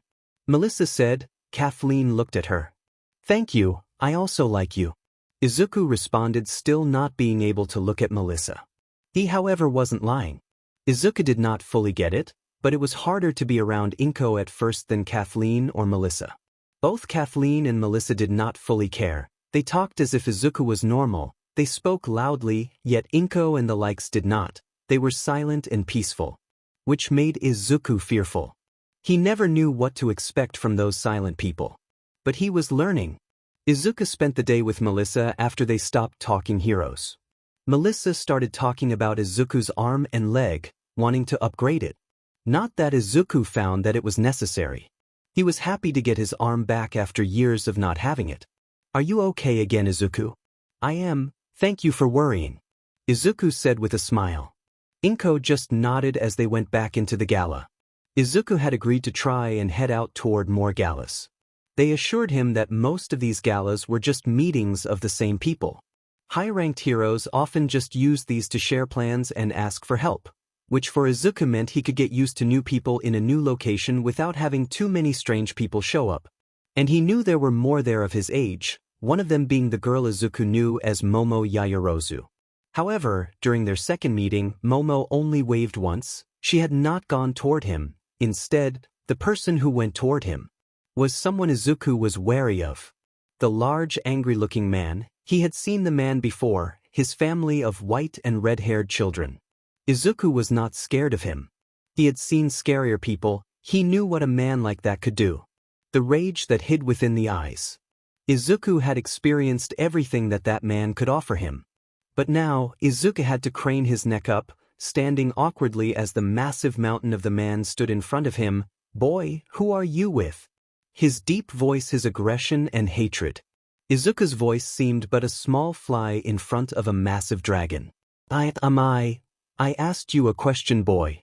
All of a sudden, the red-haired man felt a pressure behind him, and on his shoulder, Izuku swallowed as even as large as the first man looked. Now behind him, Toshinori stood. His entire being buffed up, each muscle strained against his suit as he stared down at the smaller man. "Enji, do not raise your voice to him." Toshi increased the pressure. The man now known as Enji nearly buckled under the might endeavor stood at nearly 2 meters, with a well-filled-out muscular body, one earned by years of hard work and effort, through years of work. Enji, otherwise known as Endeavor, had made it to the 2nd rank in Japan, always struggling for that number 1 spot. Yet now in front of Toshinori, Enji had to crane his neck, his muscular form now seeming smaller and smaller than ever before. Even the likes of Endeavor looked like a stick figure compared to the mountain of muscles that was All Might. "And why do you care, All Might?" Izuku could feel the amount of hate that Enji had said his name. It enraged Izuku. He disliked this man. "You are talking to my son," Enji merely smirked. "And what if I don't? I will beat your butt." "Oh, what? The hero All Might doesn't get to listen to, so he uses force." "It's not All Might you are talking to, you are dealing with Toshinori Yagi. I accepted your anger as a hero. I will not allow that anger to be directed at my family, so apologize." Toshinori was extremely serious. The hand he still had on Enji kept him in place. Even if Enji had tried running away, even if he tried his best to flee, Toshinori would not allow it. "I won't do no such thing." Izuku saw Toshinori act. Toshinori squeezed. Veins popped out of Toshinori's forearms. His fingers dug into the flesh, nearly breaking the shoulder of the number 2 hero. "I was not suggesting. This is something you are going to do, even if it is the last thing you will do." Izuku hated it. So many people were looking, but he could not move, his body would not allow it. Enji struggled, he felt more and more pain, his arms started to hurt, and he could feel his fingers tingling. The BLD flow was being stopped. There was a moment of silence. Dead silence before they heard it. "I apologize." Enji struggled the words out, merely saying the words, not meaning them at all, but he said them. Toshinori let his hand go. Enji stumbled back. He corrected his suit, before straightening himself, and walking away, huffing angrily, signaling for his family to follow, something they did. There was a moment of calm before questions started being asked. "Not to pry, but I believed you could not have children, right?" Toshinori nodded. "Indeed, both me and Inko are infertile, we are not able to have children. But we were lucky enough to be graced with Izuku." "What do you mean?" Toshinori looked at Izuku. He just nodded. Izuku did not have the best upbringing. "And I mean something horrible." Toshinori began. "Izuku struggled for many years until Inko and I found him. We quickly chose to adopt him, becoming his guardians." Momo quickly walked over to Izuku, Inko hugging him softly. Momo stood in front of Izuku, looking guilty. "I would like to offer my apology." This confused Izuku as well as Inko. Inko was aware that the girl, just like her parents, was nice and fine people, that always meant the best. "Why are you sorry?" Inko asked. "Our first meeting. After the gala I complained to my father, finding you weird and strange. My beliefs were based on your behavior during our first meeting. I want to apologize for making my belief on such a short meeting without ever knowing your full story. I would not feel okay. If I kept this hidden, I will try and never do that again. I hope you can forgive me." Momo said, offering a small bow. Izuku could only look. He was so confused and shocked. This had nearly never happened. This was the first ever time someone just apologized to Izuku for something they had not yet done. "Momo, thank you for apologizing." "Weiss, thank you, but it's not needed. I hope we can become friends. I would like that," Momo said with Izuku nodding. Inko could only smile as she looked over, hoping this would be a good friendship for Izuku. "Hello, Miss Yaoyorozu." Izuku spoke softly as Momo walked up to him. The younger girl smiled. "Hello Yagi, nice to see you again." Izuku could only give a small smile before walking toward the corner of the room. It was by far the place he felt safest in. He could easily see everyone. He could look at everyone without anyone coming from behind. And with Izuku having gone before, people were aware of this. And a single chair was placed there. It was so Izuku did not have to pull a chair to the side. Izuku's eyes glossed over the entire room. The small crowd that had always been at every gala once again had shown up. They all gave a small signal to Izuku when they noticed him looking at them. They understood the fear Izuku had for people. They would not push themselves at Izuku, no matter how much they would be okay with befriending the son of All Might and 𝗧𝗟𝗓. "Hey Izuku here." Kathleen walked up with a water. Izuku used both hands to grab the glass. "Thank you, Kathleen. How are you feeling? More familiar?" Izuku nodded. I was planning on walking around." Kathleen just smiled as she messed with his hair slightly. "Want me around you?" Izuku shook his head. "You all have done enough for me. Even if you don't mind, I have to do things myself. I have to still do things I am afraid of." "Then Izuku, you're starting to be even more mature than me," Kathleen joked before walking off. She had always kept an eye on Izuku at these galas. 𝗏𝗏 and Toshi had done the same, constantly wanting to see if he was still doing well. Izuku stood up, taking a big sip of the water before walking forward. He walked slowly, circling the outside but trying to get closer and closer as time passed. But as the door opened, Izuku's eye snapped toward it. He could only blink before his quirk activated ++danger ++. Izuku had no idea why his quirk said this. Only then did he notice. The man held a gun. His finger was firmly on the trigger, and he aimed it at the group. "This is what 𝗧𝗓𝗧𝗟𝗘 gets," he screamed angrily. His voice filled with hatred and rage. This was purely revenge for something. His quirk again activated line of sight detected, Momo Yaoyorozu. Izuku blinked as his body moved on its own. He was not the only one that moved. Toshinori, Kathleen, 𝗏𝗏, and NG all moved first. Each one rushed toward the gunman. But he pulled the trigger. The bullet flew through the air. And it was directed at Momo. Momo's mother Fumika Yaoyorozu yelled as she saw her daughter drop. Only not because of a bullet, Izuku pushed her out of the way, jumping against her, saving her from the gun, but taking the bullet himself. "Izuku!" 𝗏𝗏 yelled, seeing Izuku fall over. The gunman was stopped instantly before he was able to pull the trigger twice. Toshinori was on him. He grabbed the gun. His hand is still around it. Toshinori just squeezed, completely crushing the hand and pistol into scraps. Kathleen was on him as well, her knee buried deep in his guts. Instantly defeated, they ran right back to Izuku. 𝗏𝗏 was on his first. "Did it both? Are you two fine?" she asked, looking over both. "I am," Izuku said, only to look at his arm. The bullet had hit him straight in the arm. The metal arm had stopped working, only being able to move back and forth, the fingers no longer working. 𝗏𝗏 released a breath she didn't know she had. Her heart had dropped, believing Izuku had just been shot. "I apologize, Miss Yaoyorozu. It was rude of me to push you. You saved my life," Momo said as her father and mother hugged her tightly as they triple-checked her. "And no, I pushed you." 𝗏𝗏 just hugged Izuku. The gunman's action would have dire consequences. The gala had closed down quickly after the fact, the police taking a statement of the heroes. Back at home, Izuku sat on the couch, 𝗏𝗏 next to him, holding his hand. Something she had not let go of the entire time. "Izuku, what you did do today? It was reckless, I understand, sir. I won't do it again." "No," Toshi caught himself, placing his hand on his lap. "What you did today was heroic. You saved a life. What you did was so extremely brave." I don't know, sir. I didn't move, my body just acted." "Yes, heroic.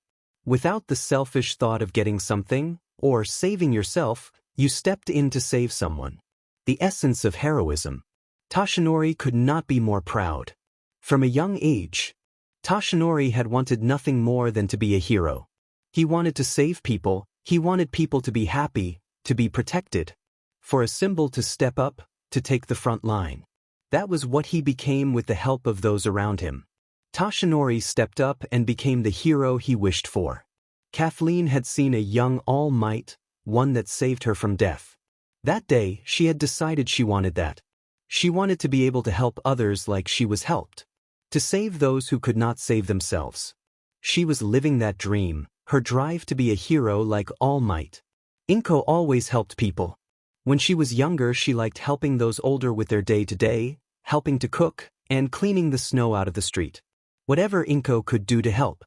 But the more she helped, the more she understood she could do more. This drive to help others is what drove her to be a hero. It drives her to become a hero.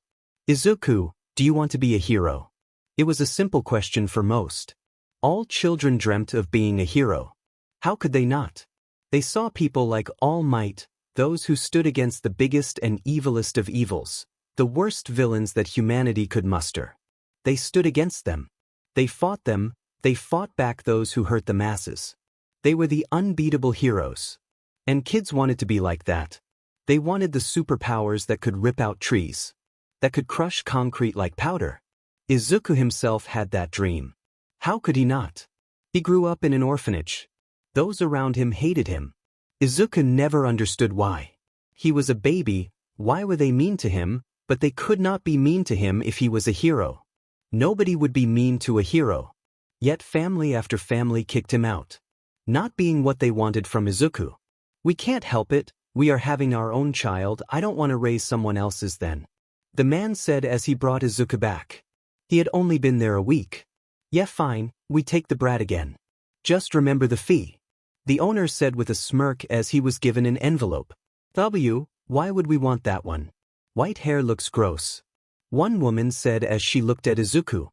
He is a good listener, brat, get over here. The caretaker snapped his fingers. The 2-year-old Izuku just walked up. Sit. Izuku plopped down. Stand. Izuku blinked. I said stand, damn it. With a snap of his fingers, Izuku nodded as he stood up. Sorry sir, I am sorry. Here I thought I got a good one, but oh no, a thing uselessy. You are your shitty quirk's only reason for living is to make my life easier, am I thing understood? Izuku could only nod, he was adopted just at 3 and 9 months. Then as his quirk came in, the doctor explained he was just slightly better than your normal child. And the hate began. Izuku was treated as less than an animal. For a year Izuku had his bed. But that quickly got removed, sir needed money for booze. Lying on the small mat that acted as his bed, Izuku could only softly cry. His dream of being a hero was forgotten. His dream of saving others just turned into his hope of surviving. But now, with the love and support of those around him, the safe with chains around it was thrown into the deep crevice that was the despair he had lived in. It started to resurface. The safe had started cracking open. With each sweet gesture, the chain strained more and more with each act of love. And with that one question. The question all parents often just simply ask their children before bed. A question that got kids to listen.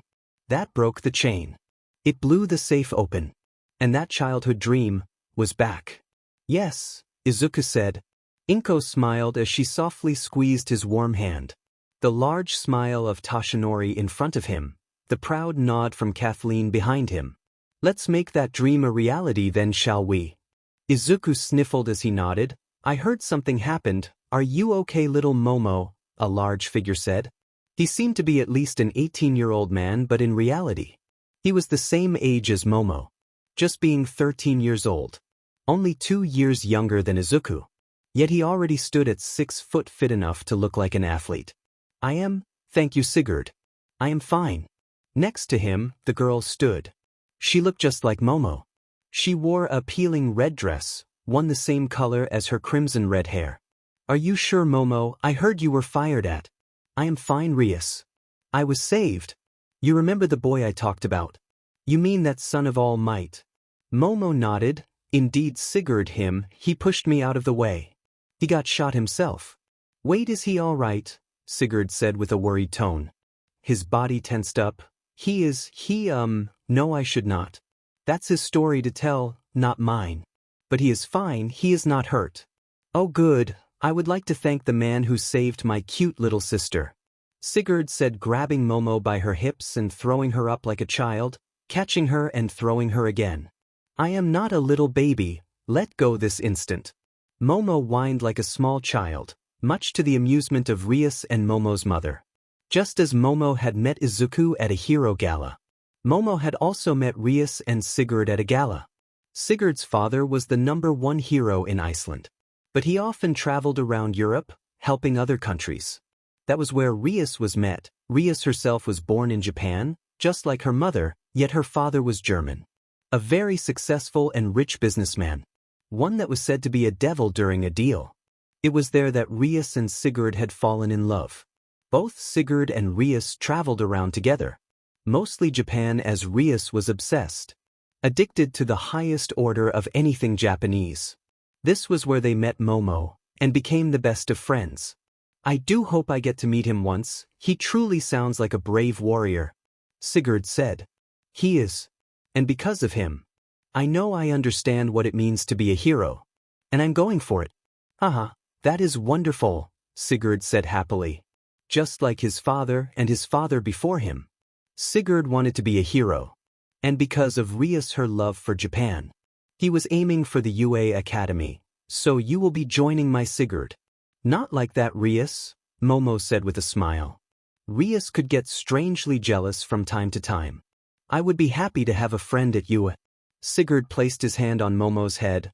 𝐒𝐮𝐬𝐴. Momo quickly pushed Sigurd away. The last time you patted me, I almost got a concussion. Sigurd only laughed. Father, I also want to be a hero. The daughter of 𝐒𝐮𝐬𝐴 Todoroki said. He looked back. What? Why are you interrupting Shoto's training? He had not listened. I also wish to become a hero. Talk with your mother, I do not care about what a failure does. Just don't think of stunting Shoto's growth. 𝐒𝐮𝐬𝐴 spoke. Fuyumi could only nod before excusing herself. Fuyumi had a tear escape her eyes as she walked out of the main house. Shoto Todoroki, her younger twin brother, was born 20 minutes later than her. Both were born with a perfect quirk, yet Shoto was seen as perfection, while Fuyumi was a failure. 𝐒𝐮𝐬𝐴 Todoroki was the #2 ranked hero in Japan. His powerful flame quirk and his muscled body made any villain that stood in his way fodder, yet, no matter how many villains 𝐒𝐮𝐬𝐴 burned, no matter how many useless civilians he had saved, he was never able to obtain the #1 spot. His goal was repeatedly slammed shut by the hero that was All Might. He needed to surpass him, burn his legacy within the world as the greatest hero that was ever born, yet still, All Might never allowed 𝐒𝐮𝐬𝐴 to surpass him. When Endeavor pulled off the power of the sun, All Might would block the sun out with a greater shadow. Each time his destiny was stolen.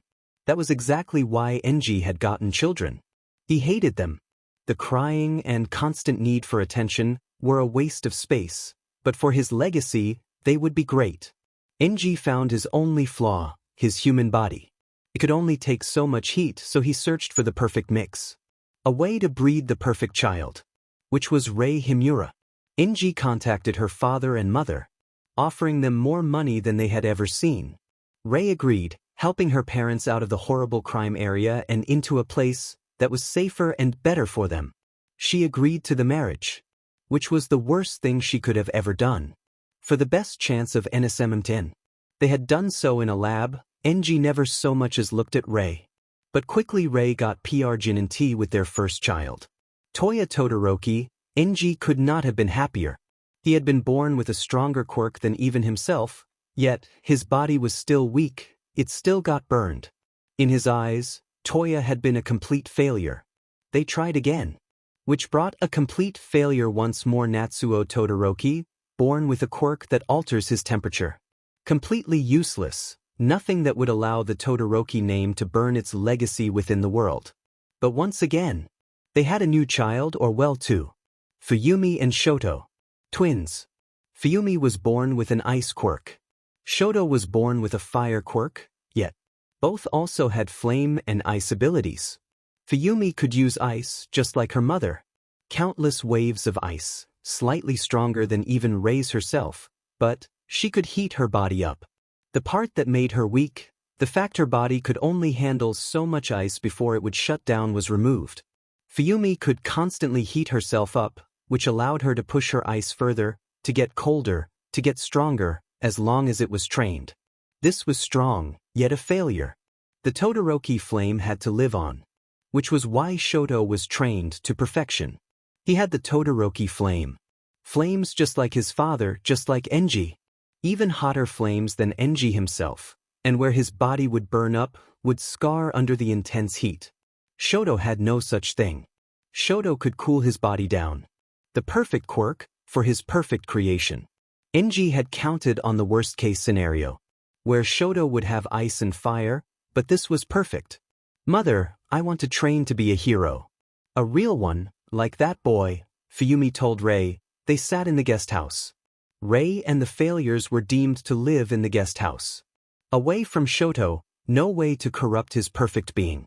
Where Shoto was fed by chefs, given the perfect food that would perfectly work his body. Rei cooked meals for the other children. Where Shoto had personal teachers, teaching him everything useful for a hero of his stature to understand was given by him in the perfect form with a pace that Shoto could decide. As for Toya, Natsuo and Fuyumi would have to deal with public schools. Where Shoto was trained to be a perfect soldier, where Shoto understood how his quirk worked by the training of 𝐮𝐸𝐽𝐸. Toya, Natsuo, and Fuyumi had to figure it out themselves. Fuyumi was not the only Todoroki failure who wanted to be a hero. Fuyumi and Shoto were Natsuo was exactly 4 years older at 17, and Toya was 4 years older than that, being and in his final year at his hero school. However, he went by his mother's name. Okay, sweetie, let's get you to help people, Rei said, placing her hands softly on Fuyumi's face, her thumbs softly stroking Fuyumi's cheeks. Before pressing a soft kiss on her forehead, you will be a great hero. Fuyumi just nodded. Welcome again to the 7 o'clock news. I am your host, Big News Morgan. A large bird-quirked man said, standing at a desk. The main story of today happened only a week ago. During a hero gala, a man by the name of Baka Aho entered the gala with a weapon. Before heroes were able to act, the son of All Might stepped in and saved the only heir of the Yaoyorozu fortune. He tapped some papers on the desk before clearing his throat. Thankfully, nobody was hurt because of this. We, however, are happy to know that the son of All Might seems to be stepping in the footsteps of his father, and we are looking forward to seeing a second pillar stand up. Big News Morgan said, nodding. The story was hot, everyone loved hearing about it. And the actions caused a new generation of kids to have their dreams strengthened. Now that you decide you want to be a hero, we are going to make sure you can not only protect others, but also protect yourself, Toshinori said. They were standing in the living room. Toshinori had placed some mats down and shoved the furniture out of the way. Okay, Izuku stood in some sweatpants and a t-shirt. All heroes know how to fight. While some might not be the best at it, it's an important skill for them all to have. And seeing we don't understand the full capabilities of your quirk just yet, sorry, not your fault, but seeing we don't understand them just yet, we will focus on your hand-to-hand skill. Toshinori said. He had a bag behind him, one filled with training equipment. You see, most heroes fight with their quirks. Look at Inko. With her telekinesis-like powers. She often traps small parts of an enemy to stop them, before letting others or herself finish them off. Okay, Izuku nodded, taking mental notes. But myself, my quirk, amplifies my own strength and skills to such an extreme that everything I do becomes destructive. Most don't have that luxury. You remember Gran Torino and 𝐒𝐮𝐽𝐸𝐸, right? Yes, I remember both. Izuku could never forget them, with how kind they had been to him already. They would always be remembered by him. Well, both use skill in fighting to help them. 𝐒𝐮𝐽𝐸𝐸's quirk does nothing to boost his strength or to boost his durability. He, however, has trained endlessly in fighting styles. Gran Torino. Toshinori shivered as he spoke his old mentor's name, an action ingrained in his body from the years of torture. The training he had to endure. His quirk, Jet, makes it so he is able to push out air from the bottom of his feet. This makes it exceptionally fast. Faster than most cars could even go. He trained himself to still be able to fight with his hands, and his kicks to not hurt himself. You can hurt yourself while hurting others. Izuku said, confused. He never knew that. All the people that hurt him, never looked like they got hurt themselves. Indeed. Punch my hand, for example. Toshi moved his open palm in front of himself, easily towering over Izuku's hand. But with his normal hand, he swung. Nothing happened. You see here. Toshi grabbed Izuku's wrist softly. You see how there is a small bend here? Toshi showed it. Izuku's fist was slightly bent inward. This, with a hard enough punch, can cause you to sprain or break your wrist. Oh, I had no idea. Also, some parts of the human body are just really hard, such as the head. Toshi softly tapped Izuku on the forehead. That part of the body is rather thick. And the thinner bones in the hand, like the knuckles, can't handle that. Izuku just looked at Toshinori in wonder. He never knew. While there are countless fighting styles we could go over, we will start it as simple as can be. We are starting with boxing. Izuku nodded. If Toshinori felt this was best for him, Izuku would happily do it. We will dive deeper into different forms such as kickboxing and Muay Thai. What is different with them? Izuku wondered. Boxing focuses on striking, blocking, and dodging. All form of attack is aimed at the upper part of the body. With kickboxing, you are only allowed to kick. Izuku asked something that made the three watching chuckle. You would assume so, but no. It's like boxing, only kicking and knee strikes are allowed to be added. So while you still have to worry about dodging and blocking, you also have to worry about your opponent's legs, so it's harder. Izuku asked again. Yes and no. With the factor of having to pay more attention to everything. The move pool is larger, which means the counters you can pull off are also greater. With boxing, both of you remain in a small section. The two are similar, yet very different. But Muay Thai, you are the weapon, every part of your body can be used as a weapon. Wow. Izuku was amazed. You can hit people with your head, your hands, your elbows, knees, feet, and heels. Whatever you really can. And that is what we are going to work up to. Izuku nodded. That was understandable. Most of your sparring will be done with me, but 𝐒𝐮𝐬𝐦𝐸𝐴 and 𝐒𝐻𝐿 will also from time to time step in. That way you can see what you are supposed to do and learn from that. Yes, sir. Izuku said happily. His hand was handed by his side, while there was still a small hole in his arm from the bullet. It would not be for long. Toshinori had instantly reached out to David to explain what had happened. David only laughed as he found out Izuku was fine. While they may not share DNA, Izuku was just as reckless as his father was. But he would make an arm worthy of a hero. Okay, raise your arms. Izuku brought his arms straight up.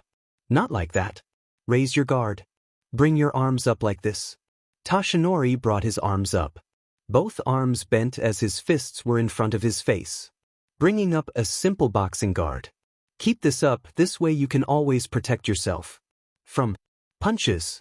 Izuku nodded. He had no idea how they were supposed to save him from the punches, but he listened anyway. Now, put your main leg forward.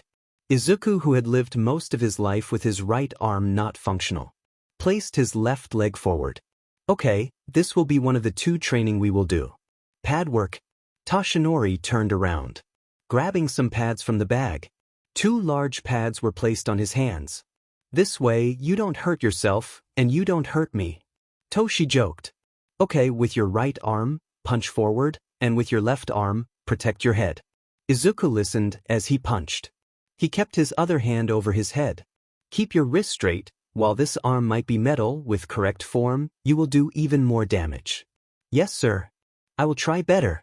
Izuku said as they repeated the same action. Izuku made sure to keep his wrist straight. It already looked a lot more like a punch. Well done, my boy, now just keep this one here. Now after you punch with your right, bring it back to your face, raising your guard again. Izuku nodded, as he once again hit the right. Once again with good form. He brought his arm back, putting his guard back up. You are getting good, 𝐒𝐿𝐴 said from the couch. Both she and 𝐒𝐻𝐿 were spectating. Both were skilled enough to teach it themselves, yet the real fighter, the real pro was Toshinori. He was the #1 hero, All Might. Okay, now you got a hang of that, we are gonna add this in. After you bring your right back, attack with your left, keep the right in your face. Izuku nodded his head. But here was when problems started. Izuku's right went low, leaving his face open. And his wrist was not straight. Izuku, wrist straight, and protect your face. I know you got this. Take a deep breath, and let's try again. Tashinori stayed calm, softly explaining to Izuku where his problem was, and reminding him of how it was done. You wanted to be a hero, right sis? Well, this is the start, Toya spoke as he stood waiting. The shorts and t-shirt swung softly in the wind, as an out-of-breath and sweaty Fuyumi stumbled toward him. Fuyumi huffed for air. No, Toya. Still trying to catch her breath? Just give me a moment? Toya just smirked. You think bad guys are gonna give you a moment? You think they are gonna just hold off on raping, killing, torturing old people because you need to catch your breath? Why be so dark? Fuyumi said in between deep breaths. Got that from my teacher, a real fun character. But enough of that. You ready? We still have like 30 more minutes to run before we can head back. Fine. Fuyumi whined, starting to jog once more, following Toya. It was the main thing the Todoroki family struggled with. Each one was born with a quirk that would be able to skyrocket them into stardom. Each one is powerful enough to take down dozens of villains. Powerful enough to make it into whatever hero school they wanted, but they had to work on their stamina. How long their quirk could stay active. Toya's quirk, cremation. Toya could push out an extreme heat, able to reach blue flames, one that could turn anything into ash. Yet all flames need three things: heat, fuel, and oxygen. His quirk provided the heat. The fuel was the fat cells stored within his body, giving him a forever fit look. And the oxygen, well, that was the air he had in his body. Toya had to improve his body and his VO2 max. The more air he could hold, the better he could use his flames. The better he was at breathing, the better his flames could become. Which meant running for 45 minutes, while for most a challenge. For Toya, nothing but a warm-up to his warm-up. Fuyumi's quirk turned her body fluid into ice, meaning she had to constantly stay hydrated, something a lot of quirk users had to do. Thankfully, the existence was not one to yet. It still took stamina to produce the ice.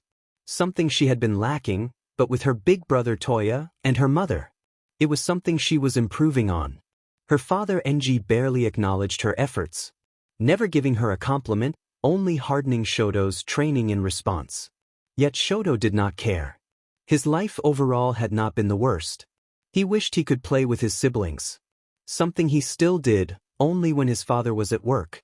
Each day for Shoto was the same. In the morning he had the same meal. A bland bowl of gruel that had the exact amount of vitamins, proteins, and calories he needed. Then it was the gym, working to improve his stamina by spending nearly an hour on the treadmill. Then it was time for school. His tutor taught him everything Enji believed necessary for a hero of his rank to be known. All of this was done while Shoto sat on a home bike, still improving his stamina after school. Shoto was placed in a waterbed, where he had to sit in silence with bands and the like around him, which was for his recovery. Then, he was allowed an hour of educational television, mostly hero fights. He watched these with his lunch, a bunch of fatty meats. This was to add protein, as well as necessary fats for his quirk. After lunch, Shoto was forced to train his quirk with his father. The training was blasting fire and then being attacked by his father. Cruel, abusive training, yet nothing could be proved as Enji knew what he was doing and how he was doing it. And lastly, dinner with reading before he had to sleep. Getting the perfect rest time in. It was turning Shoto into the perfect soldier. The perfect soldier to kill All Might's legacy and burn the Todoroki name in the first place. It did not matter that Tashinori now had a son. Too little too late, his Shoto would surpass everyone. Come on, little Momo, you asked me to help. This is the warrior way, Sigurd yelled as he sat on Momo's back. The poor girl was forced to drag herself and Sigurd over a finish line. Momo stood at 5 feet 5 inches, 165 centimeters tall, yet Sigurd, 6 feet 6 inches, stood at 198 centimeters. A full 33 centimeters taller, and he just sat on her. This is torture, not training.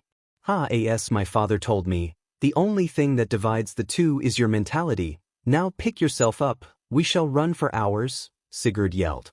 He believed in being the best you could be. He trained hard, working out daily to improve his health and his chances. His goal, like many others, was to make it into UA. The school All Might went to. The school was known to push out the most impressive heroes Japan had seen, producing all of the top 3 heroes in the last 10 years. With All Might, Endeavor, and Best Jeanist. Why did I ask him? Momo wondered herself as she cleaned herself from the dirt, her clothing covered in earth and grass. While she was training at her home, she felt as if she was in a war zone. The constant loud yelling that Sigurd said was words of encouragement. The crawling through the dirt and grass, she felt as if she was at war and not at home. She wondered how this happened. The day had started off wonderfully. Rias had confirmed for a tea day. Momo had already prepared both Rias and Sigurd's favorite tea. While Momo invited Rias, the fact was simple: wherever Rias went, her future husband Sigurd went. Both were welcomed as family, as they practically were. The conversation quickly went in a heroic direction. Sigurd had already decided he would enter UA. He would of course try the exam, but in his mind, it had already happened and he succeeded, like a warrior would. This got Momo to ask for Sigurd's training program as she needed one herself. Rias opened her smart mouth. Why do you not let Sigurd train you? Would you not like to train your little sister, my dear fiancé? Rice asked, which already sealed Momo's fate. With a speed none would expect from the 6 feet 6 inches tall 13-year-old. He was instantly next to Momo, his massive hands wrapped around her waist, lifting her up in the air. Oh, by Odin's beard, this shall be joyous. I shall make you a warrior to the likes of All Might Ba. Sigurd laughed, rushing outside with Momo as Rias sat back and enjoyed the training. You are evil, you know that, right? Momo's mother spoke as she stood next to Rias. Me, I always considered myself a little devil. Rias and Momo's mother laughed happily as they looked at Momo now being chased by Sigurd with a stick, poking Momo in her back and but to force her to run faster. Dad, you think I can give this to Izuku? Melissa asked. David looked over and smiled sweetly. Since Melissa could talk and dream, her dream had always been to be All Might's support maker. It did not matter, he needed no items. She was going to make things that could even help the legendary hero All Might. Inko then came into the picture and she was also going to make stuff for her, and then Kathleen. But now, she had made a small card. Melissa's shield, hero support item creator, and personal support help to Izuku Yagi. No longer All Might. Melissa shook her head. Uncle Toshi has you. By the time Izuku is gonna be a hero, I want to help him fully. I want to create stuff that will blow you out of the water. Yeah, give it to him. It's about to be July anyway. David said, wiping a single tear away from his eyes. Just as Melissa gave a large toothy grin. Thank Dad. Izuku. Inko softly spoke as she opened the door. She looked into the dark room, her voice barely making a sound even in the early morning. She noticed Izuku was still deep asleep, exactly what she wanted. Closing the door with silence, she shuffled toward the kitchen. It was 5 in the morning. To give my baby the best birthday food ever. Inko said proudly as she rolled her sleeves up. This was Izuku's first ever real birthday. Izuku had already turned older with them. This in reality was his second birthday that Izuku was with them, but the first one Izuku was still scared of everyone. So they minimized it. They just spent it together, making it seem like a normal day, one that he got some gifts, but today they could give him a celebration he had missed for so long, one he deserved. She remembered the stories he told. Good morning, sir, Izuku said cheerfully, turning 5. Believing his family got him something. What the F? Why the hell are you so cheery? It's my birthday, sir. So what? What, you thought you deserved something. The man smacked the 5-year-old Izuku. Only good quirks get birthdays. Now shut up and get back in your F room. I don't want to see or hear you today, get it, brat. It angered Inko to remember them. It angered her more that for now they still had no idea who that Bisu was, but everyone in time. She took a breath, calming herself as she washed her hands. Before she grabbed some flour, milk, and yeast. Inko was planning to make some warm, fresh, self-made bread for breakfast. As she left the yeast to do its job, Inko went into other foods. She went into the fridge, grabbing the submerged chicken BRST she had cut into small blocks. Perfect nugget-sized chicken BRST, marinated in her own special mix. She also already had the breading mix fixed, using small old chunks of breath, blending them into almost a rough flour mix, and lastly baking that until it was crunchy.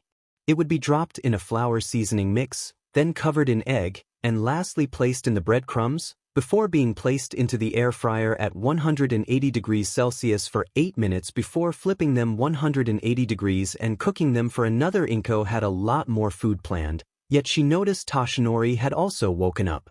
"Hey sweetie," Toshi said stepping into the area. "Hey, did you double-check all the gifts?" Toshi nodded. "Jup, all are named and wrapped." Toshi smiled. He could not be more grateful for everyone. Each one had their own gifts for Izuku. 2 weeks ago with Nezu. "Oh, of course, I shall get something for him, do not worry." Nezu smiled as he hung up, tapping his chin slightly in thought. "Oh, let's see how fun this could be." Nezu tapped on his desk as he turned the speaker next to his door on. "Please enter." A group of troublemakers walked in. "Hello," Nezu said toward the students in front of him. 2 from the final year, Shota Aizawa, also going under Eraserhead, 20 years old, a rather sleepy man. He was dressed in school uniform with his long back hair a mess and over his face. Next to him, Hisashi Yamada, 28 years old, a radio DJ turned into a hero trainee, going under his radio name, Present Mike, also dressed in his school uniform, his blonde hair raised at the back, almost like a mohawk like a thing. Then the group of first years. Namuri Kiyama, 18 years old, dressed in a uniform that seemed to be a size too small as it hugged her, something she did on purpose. As this was her first year, she had still been trying to perfect what she wanted to do, but she was already in talks with Nezu to possibly become a teacher.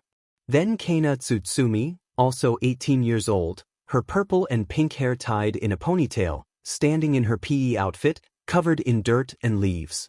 Looking slightly ashamed for being caught in such a moment. Rumi Usajiyama, 18 years, with her tan skin and white hair. Rumi was often called a beauty, but not to her face, as her aggressive persona often meant she took offense and then started a fight. Her rabbit ears and small fluffy tail also often got her in fights, which was why she stood in her PE outfit, also covered in dirt. And lastly Ryukyu Tatsuma, also 18 years old, standing in her uniform shaking her head as she herself was covered in dirt and leaves, her blonde hair slightly messy as she tried to maintain a dignified look. "Fourth fight this month, why?" Nezu asked as they had gotten into shuffles more often than most, something Nezu did not mind. Being the principal of one of the worst schools was far better than his time at UA. "Well sir, it went like this yo. Rabbit got into it with a gun, Dragon tried stopping it, which got Pervert and Loud into it as well. Oh dear, well I also noticed you started to fight Aizawa, do not try escaping that," Nezu said with a laugh. "Well anyways, instead of giving you a punishment that will cause you to fight again, I will ask you one question, before you get to run around NP 20 times for the fight." The group ummed and groaned. "It could be 40 if you don't want to answer." Each one instantly silenced themselves. "That is what I thought. Now what would you all gift a young adult, one that has had a bad childhood and is still worried around new people?" Nezu already knew what he would gift. He would simply make a real book about heroics, one perfectly tailored for Izuku, but he was still wondering what they would do. Some high-spec headset, one perfect to chill with music, or just block out the haters, you know what I mean. Hisashi said, nodding his head. "I don't know, a chair to sit on." Aizawa added, skiing at gifting gifts. Normally he just gave an envelope with some cash. MMA set, to kill those beaches that made him feel that. Rumi quickly said, punching her palm. For someone like that, relaxation toys are just perfect to relax a little at home. She gave a small giggle as the others still thought. "Well, with everything, maybe something like a screen for a computer, it's how I normally relax. I would suggest a book on how to deal with trauma, or some notes to journal, as it has been stated to help." Nezu just nodded. "Thank you all, now chop chop, start running," he said with a chuckle as the students just nodded before they started running. That could work with Kathleen's gift. With Gran Torino, "Don't worry about it, you blonde buffoon. I am not some senile old man that needs help with everything. I will get the kid something nice." Gran Torino said on the phone, "Oh Toshi, one more thing." As Toshi said okay, Gran Torino hung up, laughing to himself as he kept watching his TV show. He already had some gifts ready. He had ordered a bunch of random snacks that would arrive at that time, and he found it the perfect time to give Izuku some books he could use, most of them handyman books. Something that cracked him up. With Recovery Girl, "Oh dearie, thank you for telling me, what are you getting him, Kathy?" On the line, "Oh, I was thinking of buying him this sick but motorcycle, but 𝐒𝐮𝐬𝐽𝐸 would 100% kill me if I did." "Not just her, dearie, you are a fool for trying that," Recovery Girl said, only for Kathleen to let out a full belly laugh. "Don't worry, I will just get him a bike and a gaming console." "Oh how fun, I will get him some fun games. Could you send me some new ones he could like?" "Yes sure Gran, I will happily. But gotta go, break is up," Kathleen said as she had to get back to her hero program. Recovery Girl just nodded as she placed the phone down on her table, going back to her needles as she had been knitting a sweater.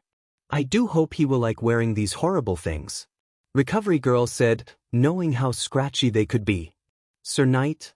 Do not worry, Toshi, I have already noted the date in my calendar. I shall be sure to give him something he will enjoy. It shall be both humorous and appropriate for a boy his age," Sir Knight I said from his office. It took Sir a full 3 days of constant thinking to decide. As he stepped into the bookstore he had decided. It was slightly hard. Izuku had not yet found that many hobbies, but one he and Sir both shared were quirks.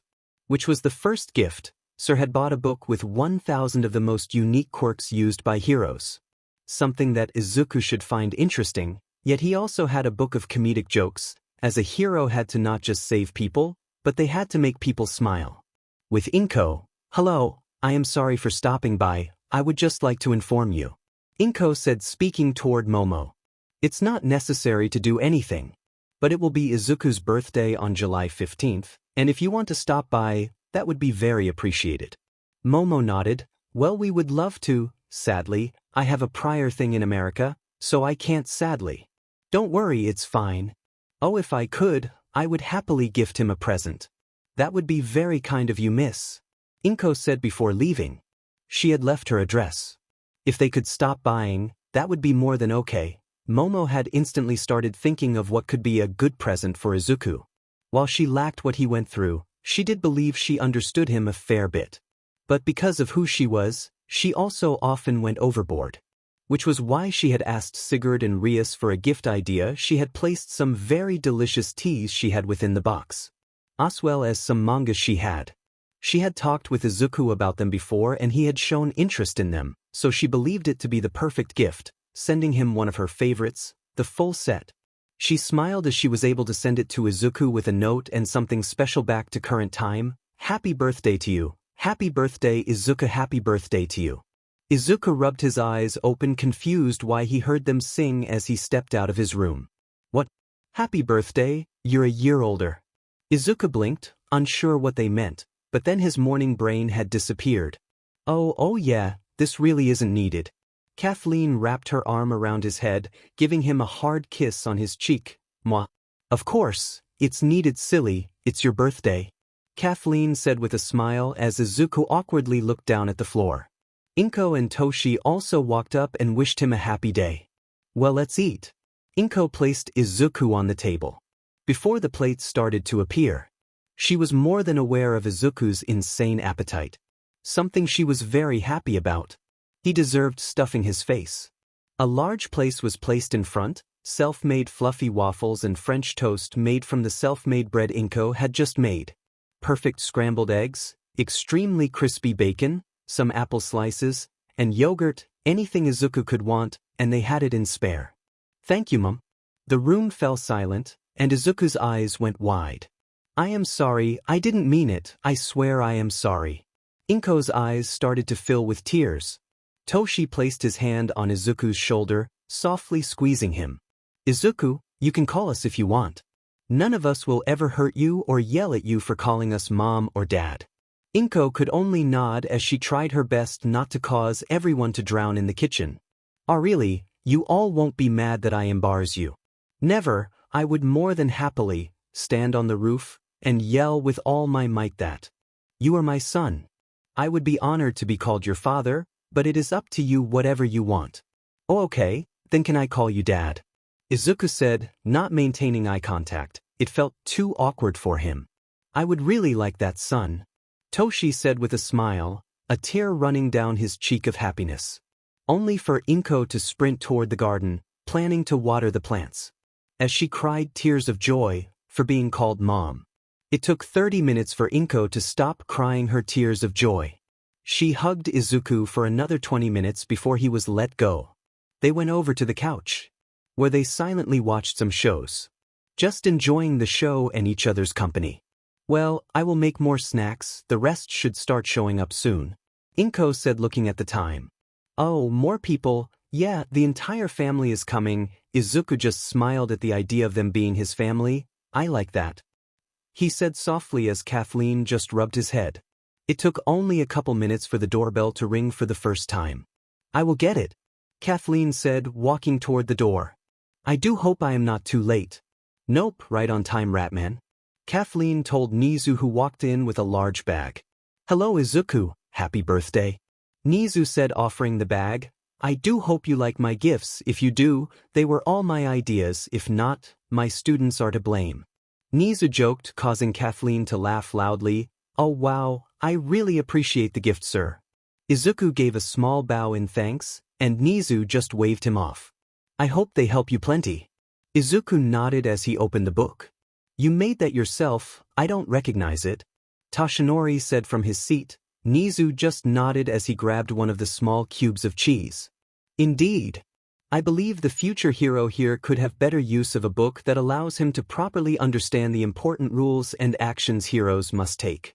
Nezu said with a smile. Toshi had taken the chair box, putting it together for Izuku. Only minutes later the door rang again. I got it this time, Nezu said, having gone toward the toilet. Oh hello, Chio. Boss. Recovery girl said as she walked in. Now where is that birthday boy? She said only for Gran Torino, who had sneaked in and now stood behind Toshinori to speak, right on the couch. Toshinori let out a scream, one that someone of his size and rank should have never let out. One that caused almost everyone to explode into laughter. Here you go, kiddo. Gran Torino said, placing the wrapped gifts on the table. I do hope I got something you like, Recovery girl said. Oh wow, thank you both. Izuku said, seeing the gifts. Really, Torino? Recovery girl said, planning to swing her cane at the laughing old man. What? Sure, it's funny seeing he is missing a hand, but come on. The kid is gonna use it. Oh ha, I didn't get it before. Kathleen said, overlooking it at first. Izuku still was not aware of the joke, but he knew Gran Torino never meant any harm. I really appreciate the gifts, Grandpa, Grandma. What? How you, kid, now you gonna make me feel bad for my gift, Gran Torino said, being hit right in the feels. Thank you for that, sweetie. Recovery girl said both are more than happy being called family by Izuku. Oh, our gifts, Kathleen smacked herself. Izuku had not really looked at the headset or video games. Mostly because he had nothing to use with them. Here. They were two pretty large boxes. Izuku opened the first one, seeing it was a bike. I thought you might like to get out from time to time, and a bike is a great way to do just that. Thank you very much. As he opened the other gift, he was shocked. That must have been very expensive. I can't. Izuku said, only for Kathleen to give him a soft shove. Nonsense. Hell, this way you can play with me, so you're doing me a favor, Kathleen said, finding a way for Izuku to not feel as bad about playing on it. I was smart and paid attention, Toshinori said, placing his gifts down. He had bought them together with 𝐒𝐮𝐽𝐽. But they were still clearly divided. Toshi's wrapping was slightly sloppy and it was easier to guess what it was, yet 𝐒𝐮𝐽𝐽's wrapping was perfect, and it was a bunch. Izuku got multiple video games to relax, ranging from sandbox games that allowed Izuku to do what Izuku wanted, mission-oriented games, FPS games, everything under the sun. Also a bunch of sport-related things, a baseball bat and catching mitt, a basketball, rugby ball, football, and a tennis racket set. Some workout things so Izuku could maintain exercise in his room suited for his own body and growth. 𝐒𝐮𝐽𝐽 also made sure he had a bunch of extra clothing, shirts, socks, briefs, hats, gloves, anything. She got him some accessories, most importantly a watch, one she was honest about, saying it had a tracking chip in just in case he would ever lose his arm. We don't ever want to lose you, Izuku almost started crying when he heard 𝐒𝐮𝐬𝐽 say that. He wrapped his arms around her. "Thank you, Mom," he said softly as 𝐒𝐮𝐽𝐽 started tearing up once more, now wrapping her arms around him, giving him a massive hug. One that felt like a cloud hugged him. "I apologize for being late, there was traffic," Sir Night-Eye said as he stepped in. "It's fine, sir. Here you go, I do hope they pique your interest as they did mine." "Thank you, uncle, I will use them lots," Izuku said, with Sir Night-Eye's mostly stoic face shortly breaking into a smile at the new title given. One he would cherish for as long as he could. As everyone was snacking on the treats 𝐒𝐮𝐽𝐽 had prepared, David and Melissa finally made it.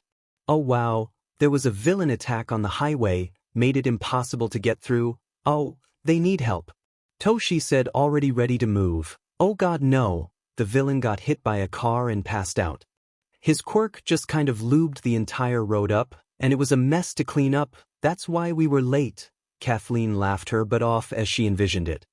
"Here is Izuku, your gift, hope you like it," David said, placing the box on the table. He unlocked it and opened it up. The bone is a reinforced titanium rod, with the outside being a mix of multiple metals. They are almost done like a fish scale, with multiple small chunks on each other, then to overall hide that, a small layer of carbon fiber plates, to make it look more sleek. "Oh wow, thank you so much. Yeah, now you can be a better hero." Izuku just bowed before his eyes went wide as Melissa tackled her father out of the way. The large man nearly tumbled through the wall. "Here mine, open mine, but first read the card." "The card," Melissa said, overly excited. Izuku just nodded as he grabbed the card. Melissa's shield, hero support, personal hero support creator of Izuku Yagi. "Wait. Yeah, from now on, will make Izuku every single gadget he will ever need to surpass every single other hero," Melissa said proudly as she placed her foot down on the table and stabbed her chest with her thumb, before giving a triumphant laugh. Izuku could just look, shocked someone would be willing to do that. "So no longer my future gadget maker?" Kathleen asked. "No, I will make Izuku the greatest hero. Papa already helps you, and I'm gonna be better than Papa. So I'm gonna team up with Izuku and win everything." Melissa said something that got everyone to smile happily and proudly at the two young kids. "Well then there is one more gift, right?" Izuku looked confused, only for 𝐒𝐮𝐽𝐽 to tap a large box. That is a gift. Izuku had not expected a box that large to be a gift. "It is from Momo." Here she even wrote a note. "Happy birthday, Izuku Yagi. I wish you an extremely happy and good birthday. I feel disappointed that I could not be there to celebrate with you in person, but we had to go to America for business. But I digress. I do hope you have a wonderful day. I hope my gift finds you well. Best wishes, the Yaoyorozu family. Sincerely, Momo Yaoyorozu." "Oh wow, that is really kind of her," 𝐒𝐮𝐽𝐽 said as Izuku looked at the large gift. Kathleen decided to step in. "Come on, let's see what she got you." They both opened the box. "Oh wow, that is me Lan Xiang Dan Kan, an oolong tea, a very delicious one," Nezu noted, recognizing the tea. He also noticed multiple others which he commented on. "I had no idea the young Yaoyorozu was such a tea aficionado," Nezu said, taking a sip of his own tea.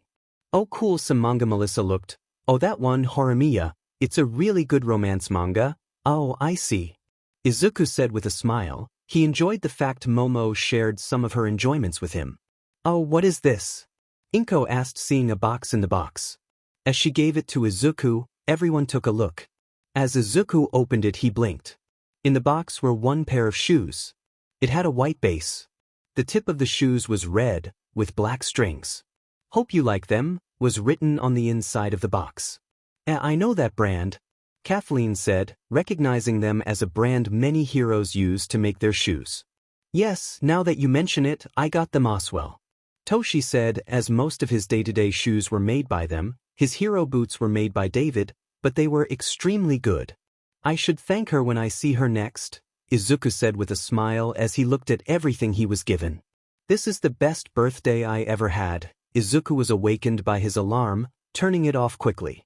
Izuku sat up, rubbing the sleep out of his eye. As he looked around his dark room, he quickly got out of bed, leaning down to get his lower right leg from the floor, putting it on.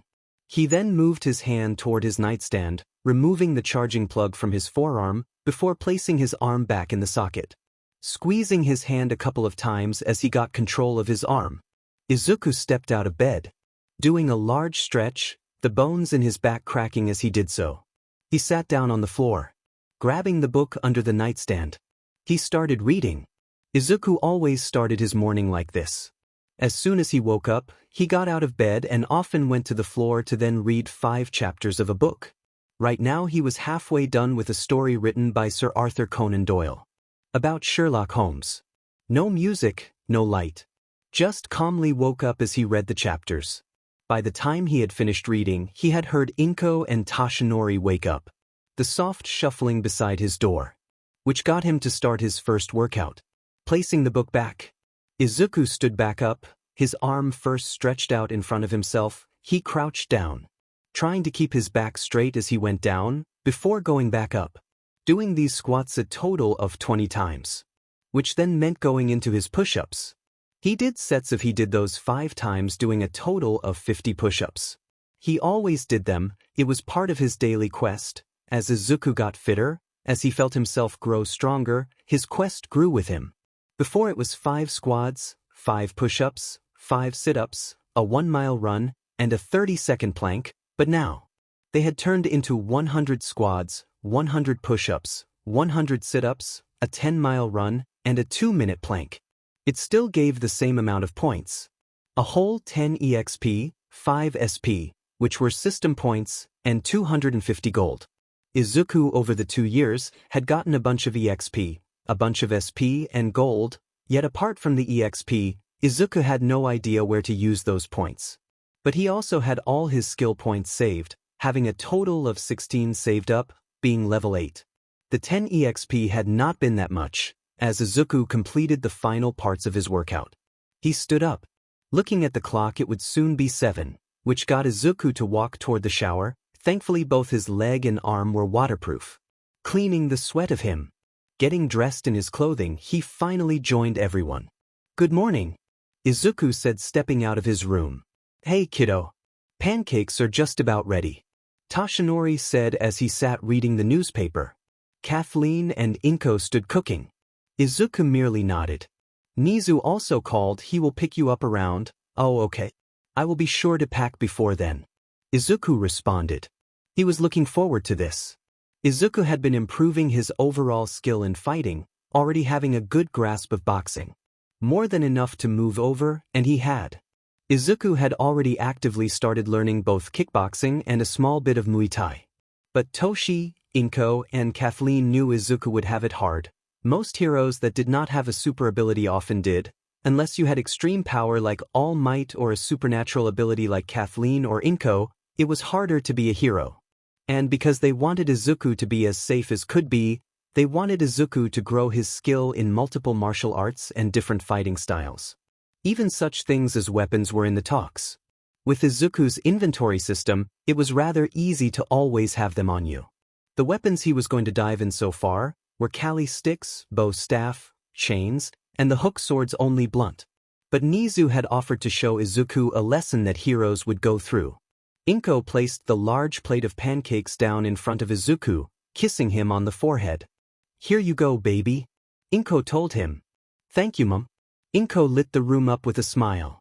It would never get old for her, no matter how much Izuku said it, no matter how much she heard it, she would never get tired of it. Izuku ate his fill before then going for his walk, making it back home with 30 minutes to spare, which was enough time to prepare some workout clothes.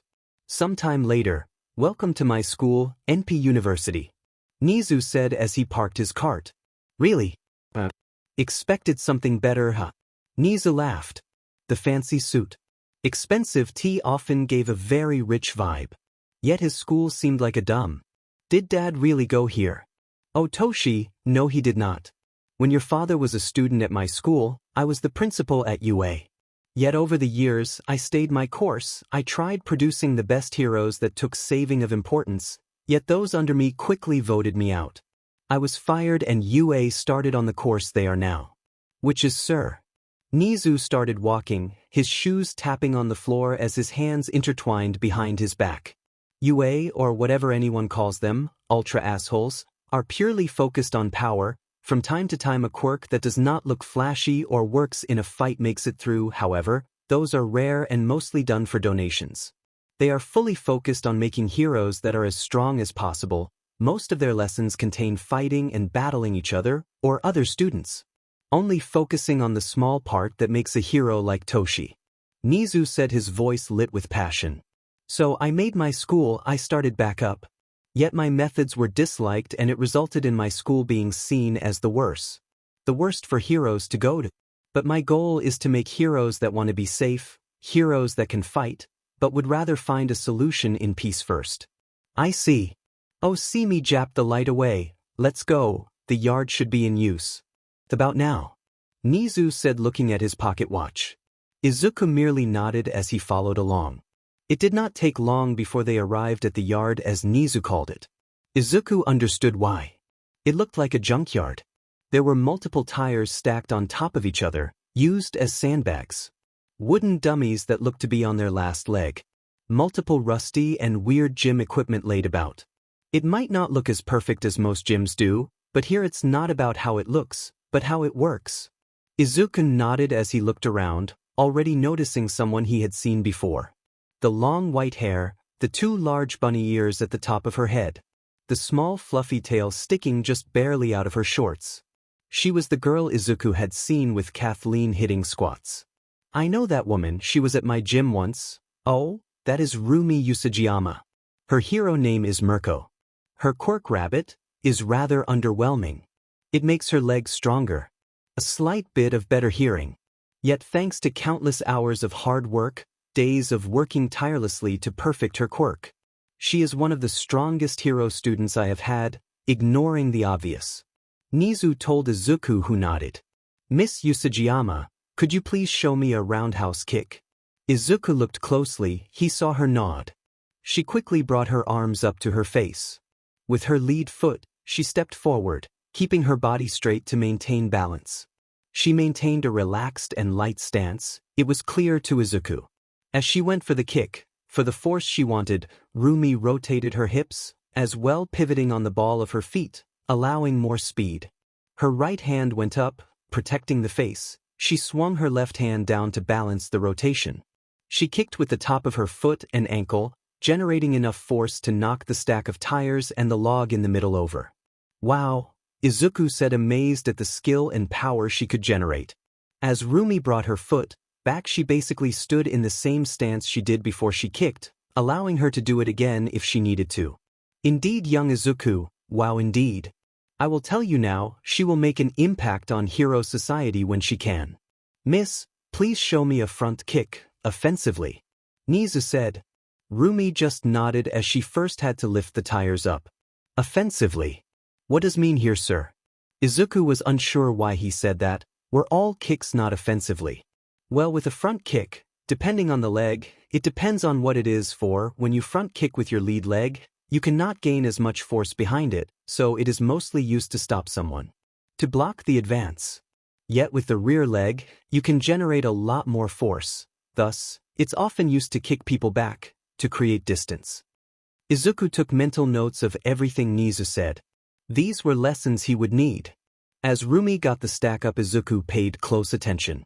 𝐒𝐮𝐴 brought her rear leg up, bringing it up to her chest. As she pushed her leg forward, pushing with the heel of her leg, the part that could generate the most force at the cost of some mobility. She swung her arm back as she pushed her rear leg forward, slamming into the tires, and almost knocking it over. The small lean back, speed and force were appealing. She went right back to her original stance. She is extremely skilled, is she not? Nezu said with Izuku just nodding. Do not fret, young Izuku, you will also one day be that skilled. I have seen the effort and dedication you put in. Nezu believed it. In Nezu's eyes, with enough dedication and effort, everything would become possible. Izuku had put effort and dedication into getting better, into getting stronger. Everyone was able to see it, Inko, Toshi, Kathleen, 𝐒𝐮𝐽𝐴, David, Melissa, Gran Torino, and Recovery Girl, they were all able to see it. They were all aware and sure that Izuku would become a great hero.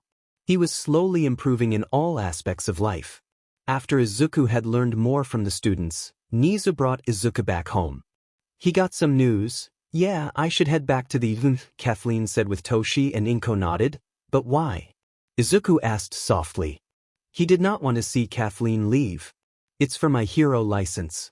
I can't just stay in one country. Once I get my license I could, not in my training years. Izuku nodded. Could we come? Izuku asked. What? Are you sure? It might be dangerous, Izuku. Don't you think it's scary? A new country, new people. Inko asked. If Izuku wanted to, she was fine with it. They had already lived in the USA for a couple of years. But she was worried what that would do to Izuku. Would it be worse for him?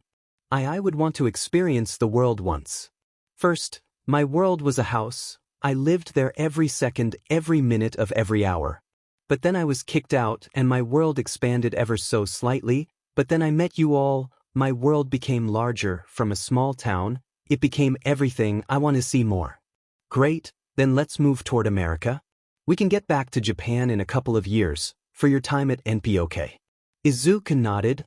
Oh, you just couldn't go without me. You're gonna make me blush. Do you have everything? Inko asked Izuku, who nodded. He had lived with nothing. But now, he had multiple bags of clothing. Are you sure? We should not take everything. Toshinori shook his head to Izuku. This is our house. I have asked Chio and Nezu to just keep an eye on it. But this will always be a place we can go back to. Izuku nodded. Well, let's load up. Kathleen, let's go. Toshinori called out for Kathleen, who walked out with a handful of bags. Yeah, I am here. Just needed to close my last bag. She placed her bags with the group. Toshi stacked 4 together, before placing 2 on top, carrying 6 himself with ease. Kathleen carried 2 herself. Izuku simply grabbed the final 4 and popped them in his inventory system. That is way too handy. Kathleen quickly placed the bags back, same for Toshi, as Izuku placed all the bags in his inventory. Oh, my strong baby. Inko cooed happily as she pinched Izuku's cheeks. He just smiled, happy to be helpful. Shotgun. Kathleen yelled as she ran toward the car. She sometimes is really weird. Toshinori said before rushing to the car himself. He is one to talk, right, Izuku? Izuku merely chuckled as he walked toward the car with Inko.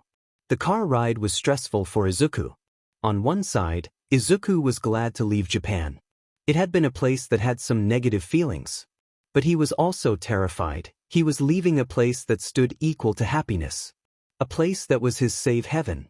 He would go toward a whole new place. But with those around him, it made him feel safer.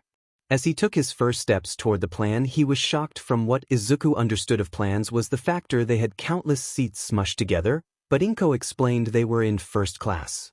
The only real place Toshinori fit. Being 7 feet 2 inches and having nearly half a ton of pure muscles, made it slightly harder to fit in place. But first place he thankfully fit. A small room of sorts for each of them. Enough leg room to lay back. A personal screen with the possibilities of shows to watch. As well as a choice of food. But the thing Izuku liked more than it all was the view. From the small circular window by his side. He looked out. Large puffs of white clouds. They were above them. The open sky as blue as could be. The large blue ocean down below and the smaller chunks of earth. The country that had seemed so large, that had seemed endless to him before, now looked so small. There was so much more to the world than Izuku first believed. It was wonderful.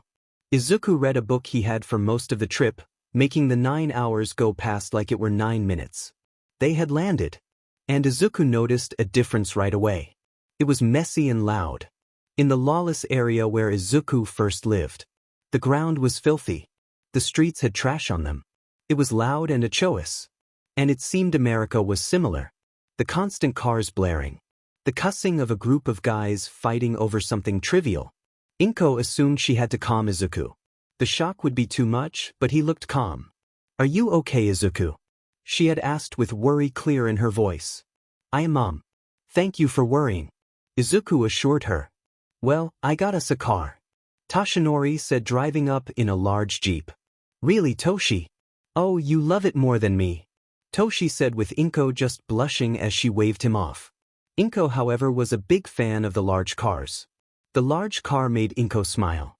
The fact she was just small in a massive truck of a car was extremely enjoyable for her. Each got in the car, 𝐒𝐮𝐽 kicking Kathleen out of the passenger seat, and Toshinori quickly drove them to the location of their home. "Welcome home," Toshinori said as they stopped in front of a small mansion. "Wow," Izuku said amazed. "Well then, I checked around. There is a gym around 30 minutes from here, as well as a rather nice hiking or jogging spot." It had been for Izuku. He had been going to the gym nearly daily. While he had some rest days, he enjoyed the gym. He felt better each time he had gone.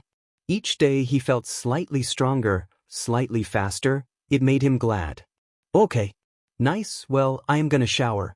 Those long plane rides always make me feel dusty," 𝐒𝐮𝐽 said as she looked at Izuku. He merely nodded as he opened his inventory, pulling out each bag. "Oh, what is wrong? I am seeing a shopping basket with an exclamation mark. Oh, that might be a shop." Izuku nodded as he clicked on it. "So what can you buy? Gold, food?" Kathleen wondered. "I see 4 things. Oh, please share." Passive buff universal translator for 50 system points. That is rather handy, being able to understand talk and listening in every language. Izuku nodded. Clicking to buy it, he got 5 SP every single day. This meant for the 2 or so years he had been doing it, he had around 4,000 of the points. Spending 50 was not bad. Being level 9 now, with 18 stat points, 000 gold, and 3,950 system points. Izuku was more than set. Now what are the other things? I see minor healing potion, but it's red. Oh, why? 𝐒𝐮𝐽 wondered if Izuku had the ability to buy and use healing potions that would make him extremely powerful. "My level, I believe. I need to be level 10, Izuku said as he kept looking. "The other one is also a potion for stamina, same as the health," Izuku nodded. He could not buy it yet. "So what is the final one?" "Recourses," Izuku said. It was a tab toward a different page.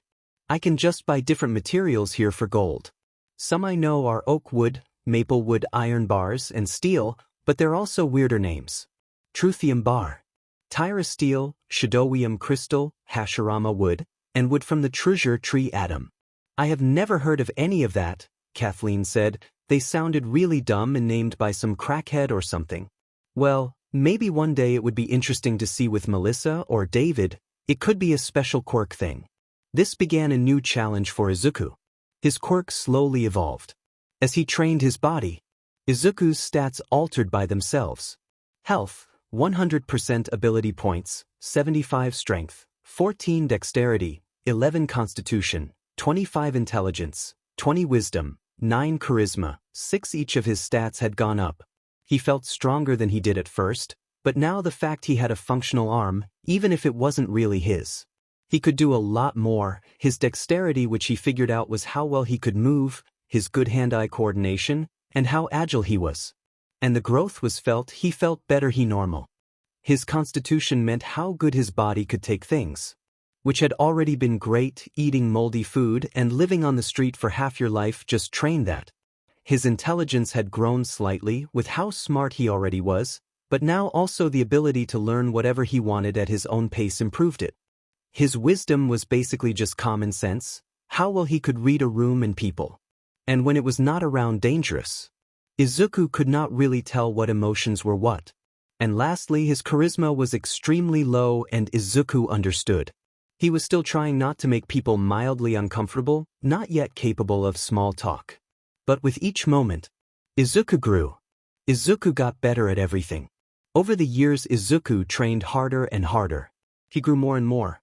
Right hook, left jab, duck under uppercut. Kathleen called out as they stood in the middle of a ring.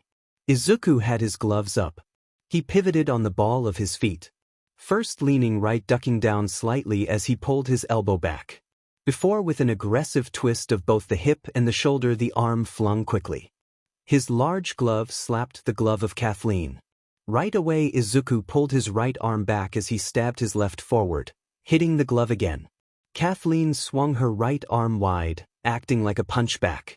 Izuku crouched, bringing both his arms to his left hip, before stepping to the left, getting out of Kathleen's attack zone, before stepping up, his arm flying upward, right on the glove, before he quickly stepped back. Great combo Izuku, remember to stay light on your feet. Leg kick, elbow strike, and flying knee. Kathleen called out again. Pivoting on his right foot, Izuku swung his leg, aiming for the middle of Kathleen's thigh. It's a great spot to weaken her foundation. Kathleen simply raised her leg, bringing her shin forward, blocking the kick. Izuku quickly stepped in to drive his elbow forward, something Kathleen guarded. Before stepping back slightly, Kathleen quickly brought her gloves down to her gut, in time for Izuku to jump forward, stabbing his knee forward. Perfect Izuku, you're a little monster, you know that. Kathleen said with a proud smile. Izuku had been 17 now. They had been away from Japan for 2 years. And he had not really changed. Izuku was the same old nice guy. But he had stopped being as scared of people. Izuku was still extremely weary of new people. He could not make friends easily. And he had no drive to yet. But he was working on it. He was getting better. Mom, what are we eating today? Izuku asked as he walked into the home.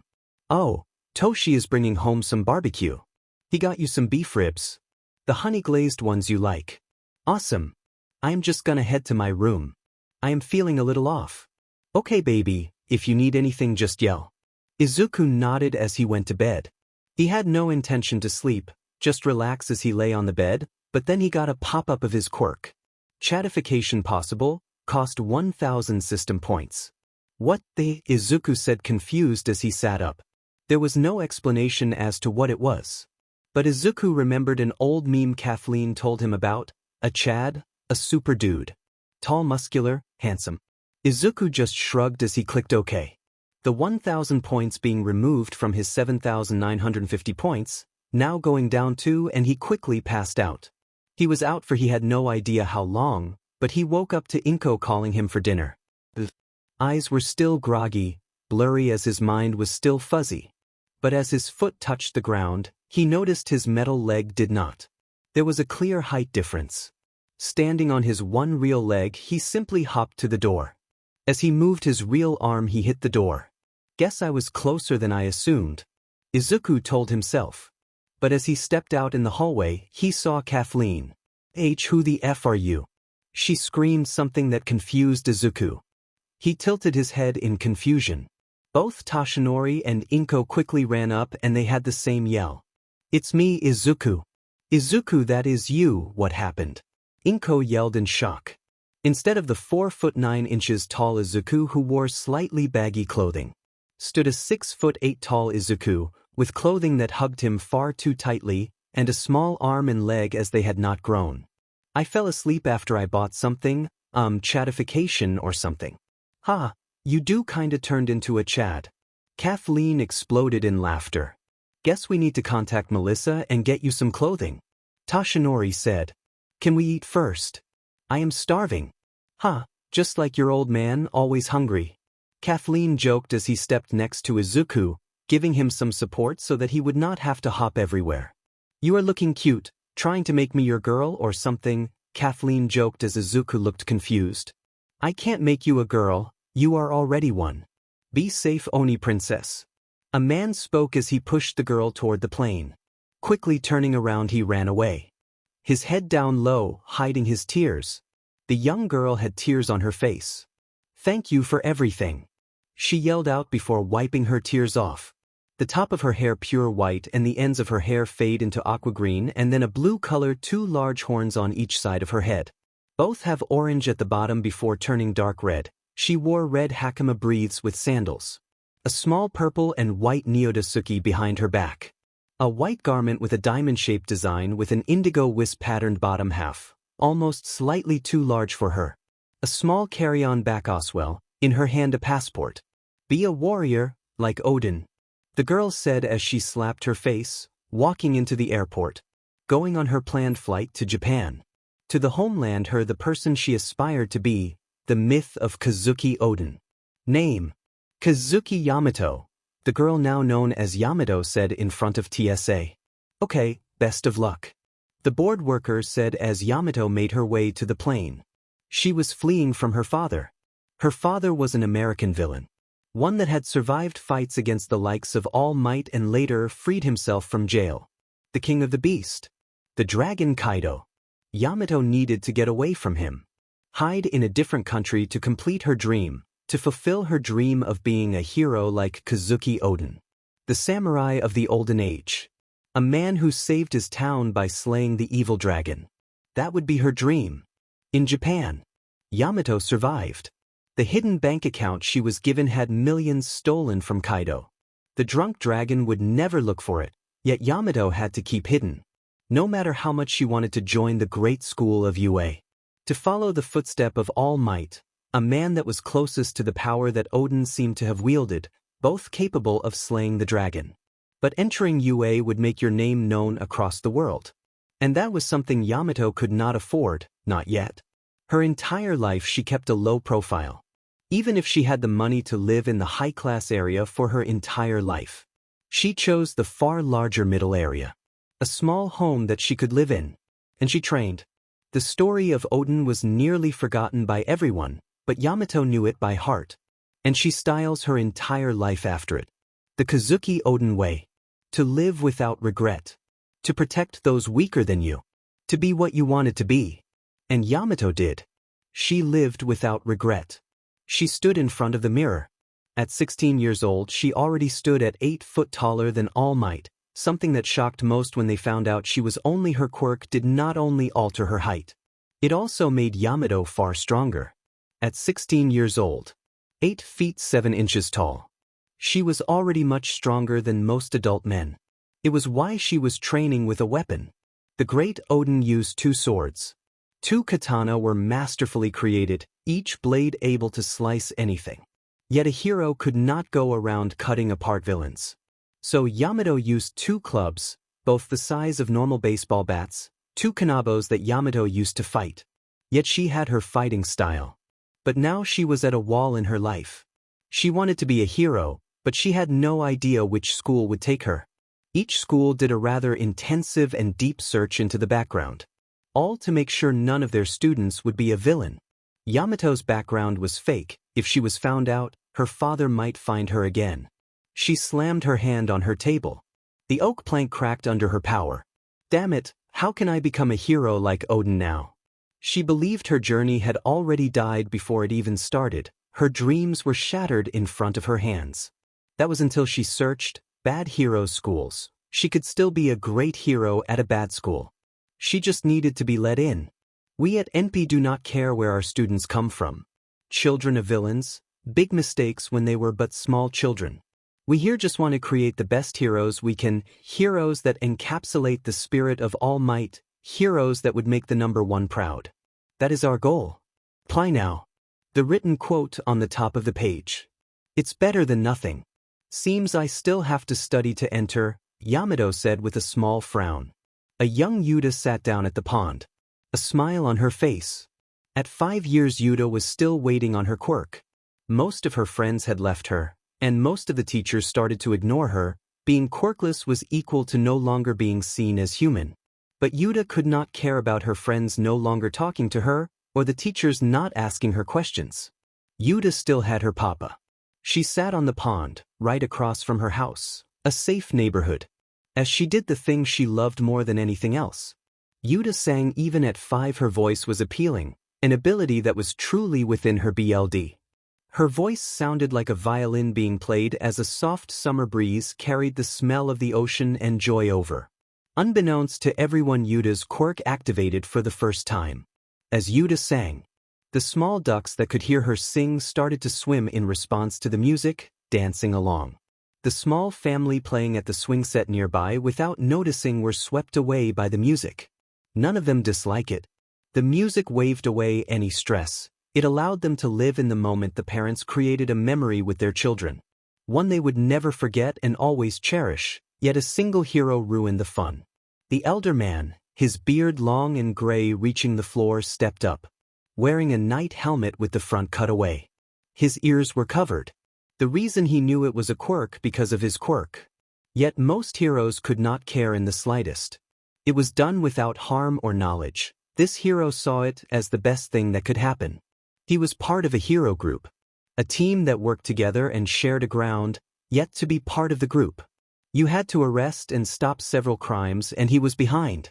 But stopping a quirk without permission was a crime, quirk used against animals, quirk used against civilians. Times and quirk used against an active pro-hero.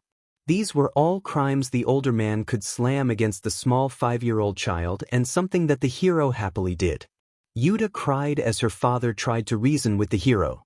What? Treating a hero is a crime that will earn you a month in jail, boy.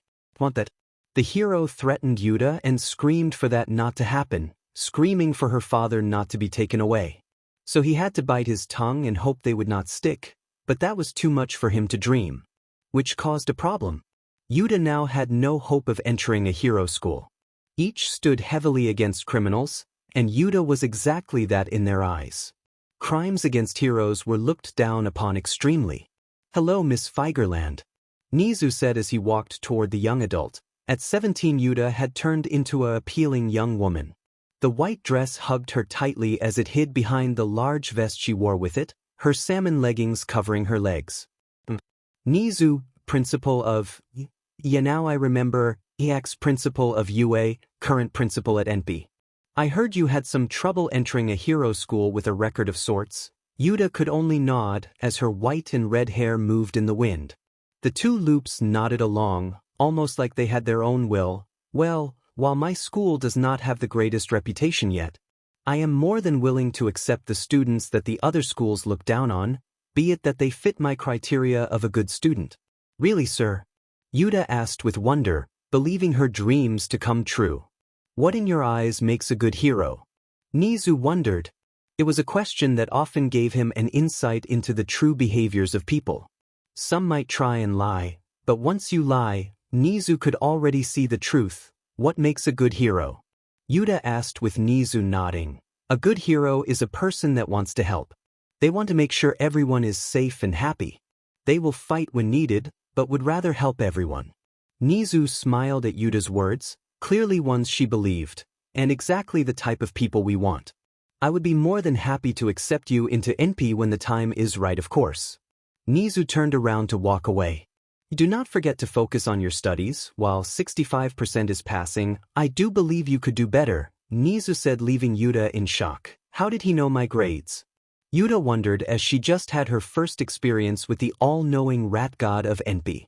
The next matchup is between Sakura Haruno and Jin Dor. Quirks are allowed. The match is finished when the opponent is knocked out or knocked down for 10 seconds. Touch gloves and fight. Sakura stood in the ring. She stood at 5 foot. Her light pink hair was cut short as she wore a headgear and gloves. This was her first time entering a quirk fight competition. Her quirk was simple, chakra, allowing her an increase in strength and more. If she trained it. Don't get mad when I whoop your butt, might fix that big butt forehead you have. Jin said cockily. Sakura frowned, her short temper showing as her inner monologue turned dark. Break him in half, punch him so hard his head pops off. Inner Sakura yelled as both got ready. The bell rang and Jin started aggressively, rushing for with a low guard as he started throwing punches. He put no force behind them. His hips did not with the blows. He did not generate any force. He just threw his arms at Sakura, and because of his quirk-heavy hand, they were hurting. Each blow felt like someone just slammed 10 kilograms right against her body. Not only did each blow hurt, but Jin was cocky with it. They tried having a girl fight me. Are they insane? I am the great heavy hand Jin. I will surpass even Iron Mike himself. Jin talked trash. But then Sakura went for her moment. She sidestepped the last swing, taking a single step in at the same time. Her fist went low as she tried to hit as hard as she could, right into a new ability of her quirk. Unluckily, Sakura's quirk evolved. From just making her body stronger, to drastically increasing her strength. The blow that was supposed to slightly sting turned into one that broke 7 ribs, dislocated his hip, and injured his organs. Instantly Jin fell, throwing up BLD as he passed out. Sakura screamed in shock. She never wanted to hurt someone that badly. That was the last day Sakura had fought. She went from a young woman with the possibility to enter UA to someone who was terrified of confrontation, not because she was scared to get hurt, but because she was terrified of hurting others. Sir, I would to apply for NP with an internship with Recovery Girl. Oh, how surprising, never had anyone interested in being a healing hero. Especially not the pink punch Haruno, Nezu said, more than aware of who she was. I don't fight anymore, sir. Interesting. Well, no matter, you are more than welcome to enter NP and intern with Recovery Girl. I can make it happen, Nezu assured her. Sakura nodded happily as she walked back home. Her short hair had now grown into long hair, reaching down to her hips. She wore a sleeveless red qipo dress that reached up to her upper tight, with white trimmings and a white circular design on the back. Tied around her waist with a black obi, wearing black shorts underneath the dress, black fingerless gloves, and a tight pouch that had her keys and wallet in. While Sakura had no longer been fighting people, Sakura had remained active in training. We see a young girl sitting around a bunch of stuffed animals. Dozens sprawled around the room in a messy bunch as each was dressed in a unique outfit. In the middle of them stood a 13-year-old girl. Her pink hair was tied into 2 long pigtails, tied with a black flower hair tie. She wore big red boots with multiple straps to secure them, white and black alternating leggings that covered all of her legs, and a small red skirt with a golden belt with a heart belt buckle. A CRP top that reached her belly button with multiple black hearts on them, a slap red cape with a wool edge, tied around her neck with a pink ribbon, holding her large umbrella. Her large eyes with black pupils often scared people away. Even more when they figure out she played with creepy dolls and her quirk. Perona never really fit in. Everyone found her scary as she liked creepy things. Spiders, ghosts, zombies, they were never scary to her. Ghosts were her quirk. But everyone was terrified. Yet she had a small group of friends. Or well, she did. As they were walking, Perona accidentally used her quirk. A single hollow shot out of her hand. Perona's quirk was called Hollow. She was able to make ghosts out of her hands that would make anyone depressed or feel hollow inside. One of her friends got hit by the quirk. Without saying, he nearly jumped from a bridge they were on. They had nearly killed themselves. And the 10-year-old Perona was seen as a villain. She no longer came outside. She no longer was accepted into birthday parties or school events. She was alone. It was then that Perona grew more attached to her stuffed animals. One is a large bear with similar eyes to herself. 𝐒𝐮𝐬𝐦𝐸𝐵, please sit up during tea time, Perona spoke toward the large bear with a blue hat. She smiled as she floated to the side of her room, opening the large wooden box and delving in. She threw out heaps of clothing, shirts, dresses, hats, and shoes. All too small for her but the perfect sizes for her stuffed friends. Here it is. Persona cheered as she found the matching jacket. Now you look all nice and fancy. For the tea party, 𝐒𝐮𝐬𝐸𝐵, Perona said as she sat in the middle outside of her room. Her father stood. Under his arm the newspaper, while sipping on his cup of coffee. I hope you find some real friends soon, little Nashi, he spoke softly before turning around. Her dream was a weird one. Not unheard of, as Best Jeanist was one of the best examples of this. Perona's dream was to be a fashion designer for heroes while being a hero herself. That way nobody could be scared of her, and they would all want her clothing. He smiled as he sat down in his slightly tight, skull-themed briefs. Perona had made them for him 2 years ago, and every single day he wore them at home.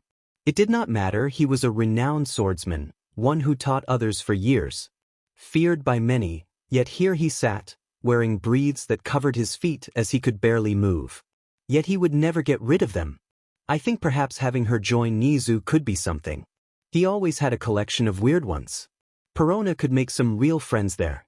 Perona's father thought as he took a new sip of his cup. Really, sir? Of course, young lady, your quirks seem an interesting one. And we are more than willing to allow our students to explore multiple routes, fashion designer or race car driver. We want to create a happy hero society, not a forced one. Nezu said in his conversation with Perona. Then I will happily join. Can I still bring 𝐒𝐮𝐬𝐸𝐵 with me, sir? Of course. I see no problem with that. Nezu said with a smile as he offered his hand to Perona. A thing that had not happened in ages. Everyone was always terrified they would get depressed when they saw her, let alone touch her. Hi-ya, ihia, why? 𝐒𝐮𝐬𝐬𝐴 spoke as she went through some of the new karate moves that her father had taught her. Stomping her left leg forth with a slight bent in the knees, she punched her fist forward. Stepping forth with her right leg, following up with the right punch as well. She ended it with a simple left forward kick, bringing her knee up to her chest before throwing her foot forward. While she was only 6 years old, she had considerable skill, almost as if martial arts was in her DNA. 𝐒𝐮𝐬𝐴 was on her own, enjoying her time perfecting her martial arts, only for that to be ruined as the popular girl walked up. "Why are you doing that? Fighting is a boy thing. Are you a boy?" Hana spoke. The 6-year-old child bullying 𝐒𝐮𝐬𝐴. Hana was seen as a popular girl because her mother and father were rich.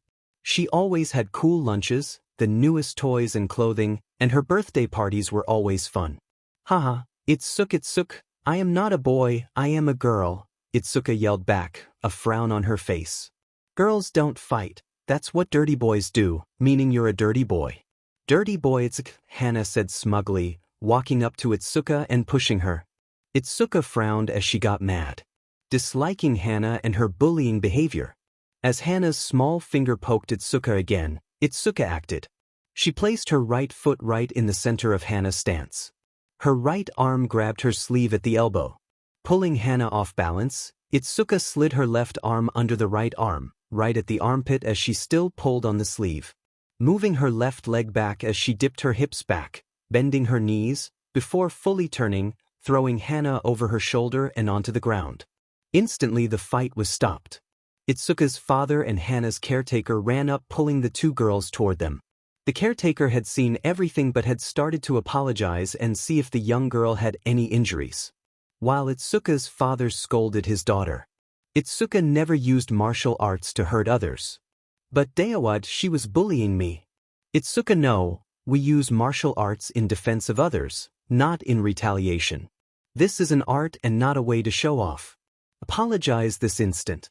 𝐒𝐮𝐬𝐴's father was stern, making sure it was made right in the same instance. And while the caretaker and Hana seemed to accept the apology right away, he had a sense this was not over yet.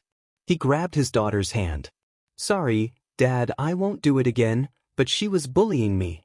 I am not a boy, I am a girl," 𝐒𝐮𝐬𝐴 said, frowning slightly before she laughed as her father pulled on her arm, in an instant throwing the small girl up in the air and placed her on his neck.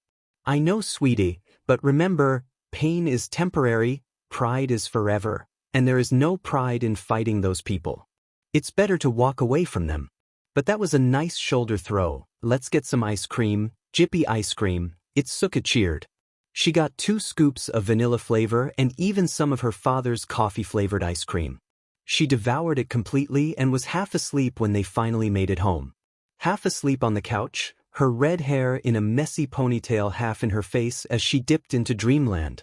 𝐒𝐮𝐬𝐴 shot up. The doorbell had awoken her. Officers, what can I do for you?" "Retsu, I am here to tell you something."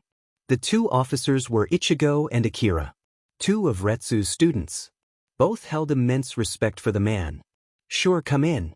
"Hi, little 𝐒𝐮𝐬𝐴," Akira said, messing with the young girl's hair as they walked into the living room. "We got the call from a friend higher up. Apparently, little 𝐒𝐮𝐴 now has a record." "What?" Retsu yelled out, shocked and angry. 𝐒𝐮𝐴 confused. Only for the 2 of them to nod. "We double-checked. Someone named Hananami Banori filed a report of 𝐒𝐮𝐴 attacking her child." "Oh damn it, that rich twat. What is a twat, papa?" 𝐒𝐮𝐴 asked with Ichigo chuckling. "Nothing, sweetie, just get ready for bed." 𝐒𝐮𝐴 walked off. "Don't worry, because she is 6, it won't do anything. It should get removed by the time she is older. I doubt it sticks around for a week," Akira said, and while normally he was correct.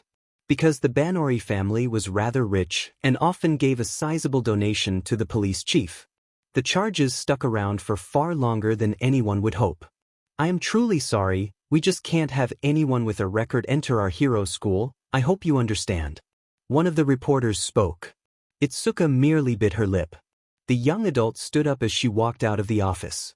Her bright orange hair was tied in a ponytail slightly off to the side, her top being a slight mess. She was in clear shape as she continued her martial arts training. The 17-year-old woman was at her wit's end. 𝐒𝐮𝐬𝐽 had been wanting to become a pro hero when she was. It seemed awesome to help people just like her father had taught her. But because of a twat that had moved away when she was, 𝐒𝐮𝐬𝐽 had a record. And no hero school would take her. Each of them just did not want to be a school that had a recorded criminal on their list. Sorry, but your 𝐒𝐮𝐬𝐽 kendo is correct. 𝐒𝐮𝐬𝐽 looked to the left. She saw nothing. An invisible quirk user maybe, she believed before she heard him speak again. Down here, miss. 𝐒𝐮𝐬𝐽 looked down and saw a well-dressed massive rat-like creature. How do you know me? 𝐒𝐮𝐬𝐽 asked, confused and slightly worried. Oh, my apologies. You tried applying to the 𝐒𝐮𝐬𝐽 University Hero course, correct? Nezu spoke as 𝐒𝐮𝐽𝐽 nodded. They could not have you, as a record was not something they could handle, but I have a good friend there that told me. And I have no problem if the right person has a crime on their record. Who are you? My name is Nezu. I am the principal of NP University. I don't have any options if I want to be a hero, so sure. Would appreciate it. Then I more than welcome you to enter NP next year. Nezu said before cackling happily as he walked away.